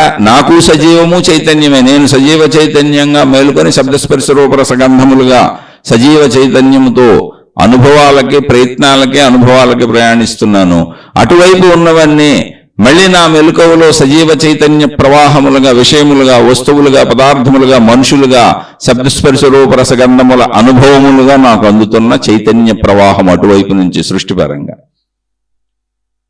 ఇదంతా చైతన్యము తనను తాను అనుభవించుకుంటున్నది. ఏంటి ఇందులో అనుభవం అంటే? స్త్రీ పురుషుల అనుభవం కాదు, ఆహార పదార్థాల అనుభవం కాదు, దృశ్యాల అనుభవం కాదు, శబ్దాల అనుభవం కాదు, పంచేంద్రియముల అనుభవం కాదు. పంచేంద్రియముల అనుభవముల ద్వారా ఉన్నానన్న ఉనికిని మొత్తం సృష్టి చాటుకుంటుంది. తనను తాను ఉన్నానన్న భావనలో నిలుపుకుంటుంది. అది సజీవత్వపు చైతన్యము, సత్యము, నిత్యనూతనము. ఇప్పుడు మనం ఏదన్నా తిన్నాం, మనలో కలిసిపోయిందండి ఐక్యత. సృష్టి అంతా అనుభవించటం, ప్రయత్నించటం, అనుభవించటం అంటే ఏంటి? సృష్టి ఐక్యత. ఒకదానిలో ఒకటి కలిసిపోతుంది, ఒకదానిలో ఒకటి లీనమైపోతుంది. ఒకదానితో ఒకటి కలియుట ద్వారా, లీనమవుట ద్వారా పంచేంద్రియ క్రియలు జరుగుతున్నాయి. శబ్దస్పర్శ రూపరస గంధముల క్రియలన్నీ ఏంటి? లీనత. దృశ్యము నాలో లీనమైపోయింది కంటి ద్వారా, శబ్దము నాలో లీనమైపోయింది చెవి ద్వారా, వాసన నాలో లీనమైపోయింది ముక్కు ద్వారా, రుచి నాలో లీనమైపోయింది. ఆహార పదార్థపు రుచి, ఆహార పదార్థము రెండు నాలో లీనమైపోయింది నాలుక ద్వారా తినటం ద్వారా. అలా స్పర్శ నాలో లీనమైపోయిందే నాకు తెలుస్తుంది, లేక తెలియదు. అంటే ఎదుట దానిలో ఉన్న సజీవ చైతన్యము నా పంచేంద్రియముల ద్వారా నా సజీవ చైతన్యములో లీనత కలిగినప్పుడు నేనేదో అనుభవించాను అనుకుంటున్నాను, కానీ ఇదంతా చైతన్య ప్రవాహము, సజీవ చైతన్య ప్రవాహము సృష్టిగా విభిన్నమైనట్టు కనిపిస్తూ తనలో తానే కలిసిపోతున్నట్టు అనిపిస్తూ తన ఉనికిని తాను చాటుకుంటున్నది. అక్కడ ఉన్నది కేవలం ఉనికి మాత్రమే. విభిన్నముగా, అనేకముగా, అనంతముగా వెలసిల్లుతూ వివిధ రూపములలో, వివిధ దృశ్యములలో, వివిధ శబ్దములలో, శబ్దస్పర్శ రూప రసగంధములుగా అనేకములుగా దర్శనమవుతున్న సృష్టి మొత్తం ఏక చైతన్య సజీవ చైతన్యపు ఉనికి ప్రవాహము. అది మనకు అలా అనిపిస్తూ తనలో తానే కలిసిపోతూ తనలో తానే రమిస్తూ ఏక చైతన్య ప్రవాహము, నదీ ప్రవాహము సాగిపోతున్నట్టుగా ఇక్కడ శక్తి ప్రవాహము తనలో తాను ప్రవహించుకుంటున్నది. అలా తనలో తాను ప్రవహించుకుంటూ చైతన్యముగా కదులుతున్న ఆ కదలికలు మనకు సృష్టిలో విభిన్నముగా, అనేకముగా అనిపిస్తున్నవి. ఇది ఉనికిని పట్టుకొని, ఎగ్జిస్టెన్స్ను పట్టుకొని విషయాలను వదిలేసి మనలో చైతన్య ప్రవాహపు ఉనికిని, ఎగ్జిస్టెన్స్ని పట్టుకోగలిగినప్పుడు, అనుభవాలను వదిలేసి అనుభవాలు నాకు కలుగుతున్నాయి, నాకు తెలుస్తున్నాయి అన్న తెలుస్తున్న స్థితిని పట్టుకోగలిగినప్పుడు సత్యం అర్థమవుతుంది. ఆ సత్యము నిత్యనూతనము, అది సజీవ చైతన్య ప్రవాహము. అందుకని అలవాటుగా జీవించే వాళ్ళందరూ వస్తువులతో జీవిస్తారు, విషయాలతో జీవిస్తారు, అనేకత్వంలో జీవిస్తారు, భిన్నత్వంలో జీవిస్తారు, సృష్టిలో జీవిస్తారు, మొత్తం యథాలాపంగా అలవాటుగా జీవిస్తారు. అన్నింటినీ పాతవి చేసేసుకుంటారు, మళ్ళీ కొత్త వాటి కోసం ప్రయత్నించుకుంటారు, మళ్ళీ ఆ కొత్త వాటిని పాతవి చేసేసుకుంటారు, మళ్ళీ కొత్త వాటి కోసం ప్రయత్నిస్తూ ఉంటారు. ఇలా కొత్త వాటిని అన్నిటినీ పాత వాటిని చేసుకుంటూ శరీర భావనతో ఏకత్వ భావన పొందక అనేకత్వ భావనలో, భేద భావనలో, విభేద భావనలో సంపూర్ణత్వముగా అసలు జీవించక సగం సగం జీవిస్తూ చేసే ప్రతి పనిలోనూ, చూసే ప్రతిదానిలోనూ, అన్నింటిలోనూ, అనుభవాలలోనూ, ప్రయత్నాలలోనూ శ్రద్ధ సంపూర్ణంగా పెట్టకుండా, చైతన్యపు ఉనికిని గమనించకుండా, అసంపూర్ణంగా అంటే ఇక్కడ ఒకటి చేస్తూ, ఎక్కడో ఆలోచనలు చేస్తూ, ఎక్కడ కొంచెం చేస్తూ, ఎక్కడో మనస్సును పెడుతూ, అలా అసంపూర్ణ జీవితం జీవిస్తూ జీవించి శరీరము నేనన్న భావనతో మరణిస్తారు. అదే జరుగుతుంది సృష్టిలో. కాదు, ఎలా జీవించాలి మనం అనేటువంటి సత్యాన్ని గ్రహించిన మహాత్ములు సత్యము నిత్యనూతనము, ఇక్కడ నువ్వు ఎలా జీవించావు, ఏమి అనుభవించావు అనేది పాయింట్ కాదు. అసలు నువ్వు అనుభవాలు, ప్రయత్నాలు, ఈ శరీరపు ఉనికి అంటే ఉన్నానన్న ఉనికిని కలిగిస్తున్నటువంటి సజీవపు చైతన్యపు ప్రవాహం నీలో ఉన్నది. నీలో ఆ ఉనికి ఉన్నది, ఆ ఎగ్జిస్టెన్స్ ఉన్నది, అది అనంత ప్రవాహము. దాని వలన నీకు ఉన్నానని అనిపిస్తున్నది, అనేకం అనుభవిస్తున్నానని అనిపిస్తున్న దాన్ని పట్టుకో, అనేకాన్ని పట్టుకోబాక, ఆ ఉనికిని పట్టుకో. ఉనికి ద్వారా నువ్వు పొందుతున్న అనుభవాలలో ఉన్న అనేకత్వాన్ని పట్టుకోబాక, భిన్నత్వాన్ని పట్టుకోబాక. ఆ భిన్నత్వాన్ని, అనేకత్వాన్ని నాకు అనుభవింపచేస్తున్న ఏకత్వపు ఉనికిని పట్టుకొని ఏకత్వ భావన కలిగిపోతుంది అని మహాత్ములు అనేక మంది ఆ సాధనలు చేసి, ఆ ప్రయత్నాలు చేసి ఆత్మజ్ఞాన చదువును మనకు అందించారు. అలా మనం జీవించడానికి అనువుగా రోజు ఈ ఆధ్యాత్మిక చదువు పేరుతో అనేక శీర్షికలు చెప్పుకుంటున్నాం. అలా ఒకవేళ మనం జీవించాలి అంటే మనను మనం ముందు గమనించుకొని అలవాటుగా జీవిస్తున్నామా, ఆలోచనతో అనుభవిస్తూ ప్రతి నిమిషాన్ని, ప్రతి సెకండ్ని ఉనికిని గమనించుకుంటూ, అంటే ఉన్నానన్న ఉనికిని గమనించుకుంటూ పూర్ణ శ్రద్ధతో జీవిస్తున్నామా అది గమనించుకోవాలి. అంటే అలవాటుగా జీవిస్తున్నామా, ఎరుకతో జీవిస్తున్నామా? అలవాటుగా జీవిస్తున్నామా, ఆలోచనతో గమనిస్తూ జీవిస్తున్నామా? ఎవరిని? నన్ను నేను. అలవాటుగా జీవిస్తున్నామా, సంపూర్ణంగా ప్రతి పరిస్థితిని, ప్రతి స్థితిని, ప్రతి సెకనుని, ప్రతి క్రియని గమనిస్తూ జీవిస్తున్నామా? ఇది మనం చూసుకోవాలి. అలవాటుగా జీవించే వాళ్ళకి ఈ సత్యము నిత్యనూతనమన్న ఎరుక ఎప్పటికీ కలగదు. ఆత్మశక్తి ఎరుక అనుభవం అవ్వదు. అలవాటుగా జీవించకూడదు. అలవాటుగా జీవించే జీవితాన్ని సత్యము నిత్యనూతనముగా మలుచుకోవాలి, సాధన చేసుకోవాలి. ఇప్పుడు మెలకు వచ్చింది, లేచాను, నేను చూసేవన్నీ కొత్తవే. ఎందుకంటే నేను కొత్తగా చూస్తున్నాను, అవి కొత్తగా దర్శనం అవుతున్నాయి. ఎందుకంటే రాత్రి లేవు అవన్నీ. రాత్రి గాఢ నిద్రలోకి వెళ్ళిపోయాను. నిన్న చూసినవే మొన్న చూసినవే అనే భావాలు ఏర్పరచుకోవటం అనే పాతదనం ఉందే, దాని నుంచి విముక్తి చెందాలి. అదే బంధము. పాతదన్న భావమే బంధము. ఇదంతా పాతదే. పాచంతకాయ పచ్చడని దానికి విలువ ఇవ్వకుండా మళ్ళీ కొత్త వాటి కోసం పరుగులు తెస్తూ ఉంటుంది. కాదు, అది కొత్తదే. ఇప్పుడు చూస్తున్నాం, ఇప్పుడు బతుకుంది, అది ఇప్పుడు సజీవంగా ఉంది, అది ఇప్పుడు చైతన్యవంతంగా ఉన్నది. నేను చైతన్యవంతముగా ఉన్నాను కాబట్టి చూడగలుగుతున్నాను, అవి చైతన్యవంతముగా ఉన్నవి కాబట్టి చూడగలుగుతున్నాను. ఏ అనుభవం అయిందంటే అలా గమనించి ట్రై చేసి చూడండి. అలవాటుగా జీవిస్తున్నానా, ఆలోచనతో ఎరుకతో జీవిస్తున్నానా, నన్ను నేను గమనించుకుంటూ జీవిస్తున్నానా, ఒకసారి చూసుకోండి. ఇప్పుడు ఎరుకతో జీవించడం నేర్చుకోండి. ప్రతి సెకండ్ మీరు ఏ క్రియ అయినా చేయండి, క్రియ గొప్పది కాదు. మీరు ఏదైనా అనుభవించండి, అనుభవం గొప్పది కాదు. మీరు వజ్ర వైఢూర్యాలు సంపాదించుకోండి, అసలు అక్కడ వజ్ర వైఢూర్యాలు, బంగారాలు, డబ్బు, అసలు అక్కడ విషయాలు గొప్పవి కాదు. మీరు ఎరుకతో ఉండటం గొప్పది. అది వజ్రం అని చెబుతున్న ఎరుక ఒకటి ఉంది, వజ్రము విలువైనదని చెబుతున్న ఎరుక ఒకటి ఉంది. అక్కడ ఎరుక విలువైంది, ఎరుక చెప్పకపోతే వజ్రము విలువైంది కాదు. అక్కడ వజ్రాలు ఉన్నాయి, బంగారం ఉంది, వైఢూర్యాలు ఉన్నాయి, ప్రపంచంలోని అద్భుతాలన్నీ అక్కడ ఉన్నాయి. అవన్నీ మన ముందు పాడేస్తున్నాయి, మనకు అందుబాటులో ఉన్నాయి. కానీ మన ఎరుక వాటిని గుర్తించకపోతే, చెప్పకపోతే వాటికి అసలు విలువ లేదు, సజీవత్వం లేదు. నీ ఎదురుగా ఉన్నదానికి విలువను సజీవత్వాన్ని కల్పిస్తున్నది నీలో ఉన్నటువంటి సజీవత్వపు ఎరుక. రెండు సజీవత్వపు ఎరుకలు సంగమించినప్పుడు ఆ సంగమము నేనేదో పొందాననిపిస్తుంది దేహభ్రాంతిలో. కానీ అక్కడ జరిగింది ఏంటంటే ఎరుక చైతన్య ప్రవాహము, సముద్రములో కెరటము ఎగిసిపడి మళ్ళీ సముద్రంలోనే పడిపోయింది, తనలో తాను కలిసిపోయిందంటే. అక్కడ ఉనికిని చూడు, ఎరుకను చూడు. అందుకని ఉనికిని ఎరుకని చూడటం మొదలుపెట్టినప్పుడు విషయ ప్రాధాన్యత తగ్గిపోద్ది, వస్తు ప్రాధాన్యత తగ్గిపోద్ది, ప్రాపంచిక ప్రాధాన్యత తగ్గిపోద్ది, సృష్టి ప్రాధాన్యత తగ్గిపోద్ది. వీటన్నిటికీ ఆధారంగా ఉన్న చైతన్య ప్రవాహపు, ఎరుక ప్రవాహపు, ప్రాణశక్తి ప్రవాహపు, ఆత్మశక్తి ప్రవాహపు, విశ్వశక్తి ప్రవాహపు ఆ ఉనికి ఎరుక యొక్క ప్రాధాన్యత అనంతత్వంగా గోచరం అవుతుంది. అది గోచరం అయ్యే వరకు ఇలా సాధన చేయవలసిందే. అదే తపస్సు, అదే ధ్యానం. అందుకని అలవాటుగా జీవించొద్దు, ఎరుకతో జీవిద్దాం. అలవాటుగా జీవిస్తున్నామా, ఎరుకతో జీవిస్తున్నామా, మనని మనం గమనించుకుందాం. ఆలోచించుకోండి. అర్థం కాకపోతే ఎక్కడ అర్థం కాలేదో మరలా తప్పకుండా ప్రశ్నించే ప్రయత్నం చేయండి. ఇది చాలా అత్యవసరమైన విషయం. నా గూర్చిన, నాకు సంబంధించిన నా సంపూర్ణ చదువులో ఇది అత్యవసరమైన విషయం. నన్ను నేను చైతన్య స్రవంతిగా గుర్తించాలి. అసలు ఆ మెలకువనే ఎరుక ఏదుందో, నేను నాకు తెలియటం అనే ప్రక్రియ ఏదుందో అదే సజీవ చైతన్యము. నేను శరీరముగా ఉండటం గొప్పతనం కాదు, ఈ శరీరం అనేకాన్ని పొందడం గొప్పతనం కాదు, అనేకం ఈ శరీరానికి లభించటం గొప్పతనం కాదు.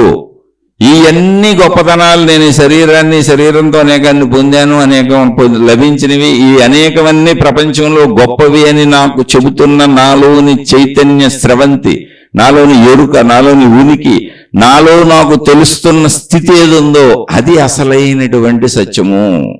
అది లేకపోతే అసలు ఇక్కడ ఏమీ లేదు. అది చైతన్య ప్రవాహము, అది సత్యము, అది నిత్య నూతనము.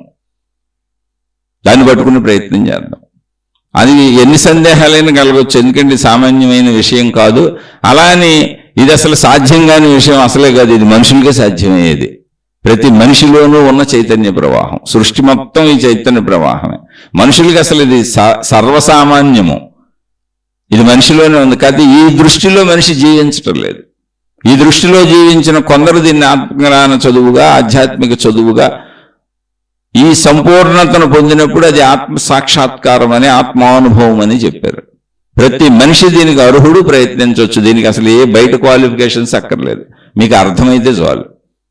అర్థం అవటం కూడా క్వాలిఫికేషన్ కాదు, మీరు సాధన చేసుకోవడానికి అర్థమైతే చాలు. అది మీ స్వస్వరూపమే, మీరే అది. దీనికి భౌతికమైనటువంటి డిగ్రీలు అక్కర్లేదు, భౌతికమైన ధన సంపదలు, కీర్తి ప్రతిష్టలు అక్కర్లేదు. అసలు భౌతికంలో ఏ విషయము దీని ముందు గొప్పది కాదు. భౌతికం అంతా నశించిపోయేది. ఎందుకంటే అది చైతన్య సాగరంలో ఎగిసిపడిన కెరటం. మళ్ళీ వచ్చేది సాగరంలోనే కలిసిపోద్ది, కెరటం ఉండదు అక్కడ. అలాగే ఈ సృష్టి అనేది ఏది ఉండదు, మొత్తం అందులో కలిసిపోతానే ఉంటుంది. ఇది ఎప్పుడు అర్థమవుతుందంటే ఆ ఉనికిని మనం పట్టుకోగలిగినప్పుడు, మన ఎగ్జిస్టెన్స్ని మనం పట్టుకోగలిగినప్పుడు. అలా పట్టుకోవాలంటే అలవాటుగా జీవించటం కాదు, యథాలాపంగా జీవించటం కాదు, అన్నిటినీ పాతపరుచుకోవటం కాదు, సత్యము నిత్యనూతనమని ప్రతి సెకను ఎరుకతో జీవించటం. ఏ పని చేస్తున్నావు అన్నది గొప్పది కాదు, ఏ పనినైనా ఎరుకతో చేయటం గొప్పతనం. అక్కడ ఎరుకతో చేయటం సాధన, ఎరుకతో చేయటం, సజీవత్వంతో దాన్ని సజీవంగా బ్రతికి ఉండి అనుభవిస్తున్నాను, ఇది సజీవ చైతన్యము అని గ్రహిస్తూ చేయటం, అది గొప్పతనం.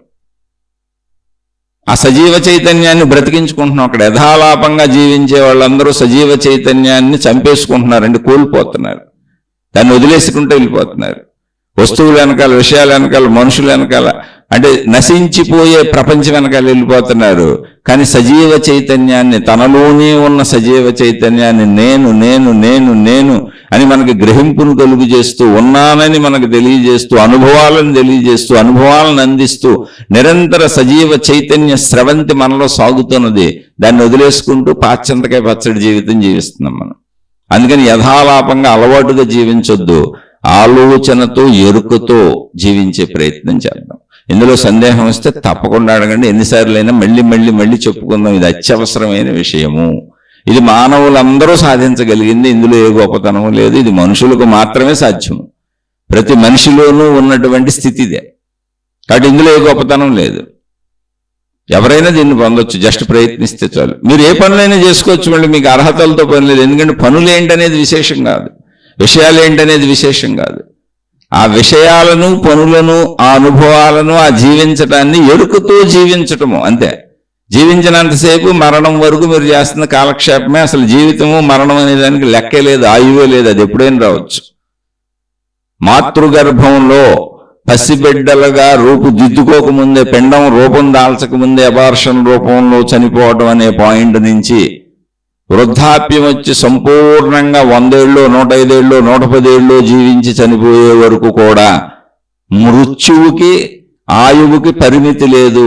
ఊరికనే యథాలాపంగా చెప్పారు 100 సంవత్సరాలని, కానీ ప్రతి సెకను మాతృగర్భంలోంచి మొదలుకొని చిట్ట చివరి వృద్ధాప్యంలో మరణం వరకు ప్రతి సెకనులోనూ, ప్రతి నిమిషంలోనూ, ప్రతి రోజులోనూ, అనేక సమయాలలో, అనేక ప్లేసులలో, అనేక స్థానాలలో అనేక మంది చనిపోతూనే ఉన్నారు. మృత్యువుకి నిర్ణయాత్మకమైన స్థితి లేదు. అంటే ఏంటి? ఎగిసిపడినటువంటి కెరటం, పైకి ఎగిసిపడిన కెరటం, ప్రవహించే కెరటం ఎంతసేపటికి తిరిగి వచ్చి సముద్రంలో కలిసిపోద్ది అనడానికి నిర్ణీత సమయము లేదు, దాని ఇష్టం అది. ఎందుకంటే అదే చైతన్య ప్రవాహం కనుక. సమయం మనం ఏర్పరుచుకున్న భావన. అందుకని జీవించే ప్రక్రియలకు విలువ ఇవ్వక, అనుభవించే విషయాలకు విలువ ఇవ్వక, ఏమైనా చేసుకో, విలువ ఇవ్వకంటే వదిలేమని కాదు. జీవించటం అనే ప్రక్రియని గమనించు, అనుభవించటం అనే ప్రక్రియలో నీకు తెలుస్తున్న స్థితిని గమనించు. ఆ తెలుస్తున్న స్థితిలో ఉనికిని, ఎగ్జిస్టెన్స్ని, ఆ శక్తి ప్రవాహాన్ని, నీలో ప్రాణశక్తి ప్రవాహాన్ని గమనించు. అది లేకపోతే ఏది జరగదు.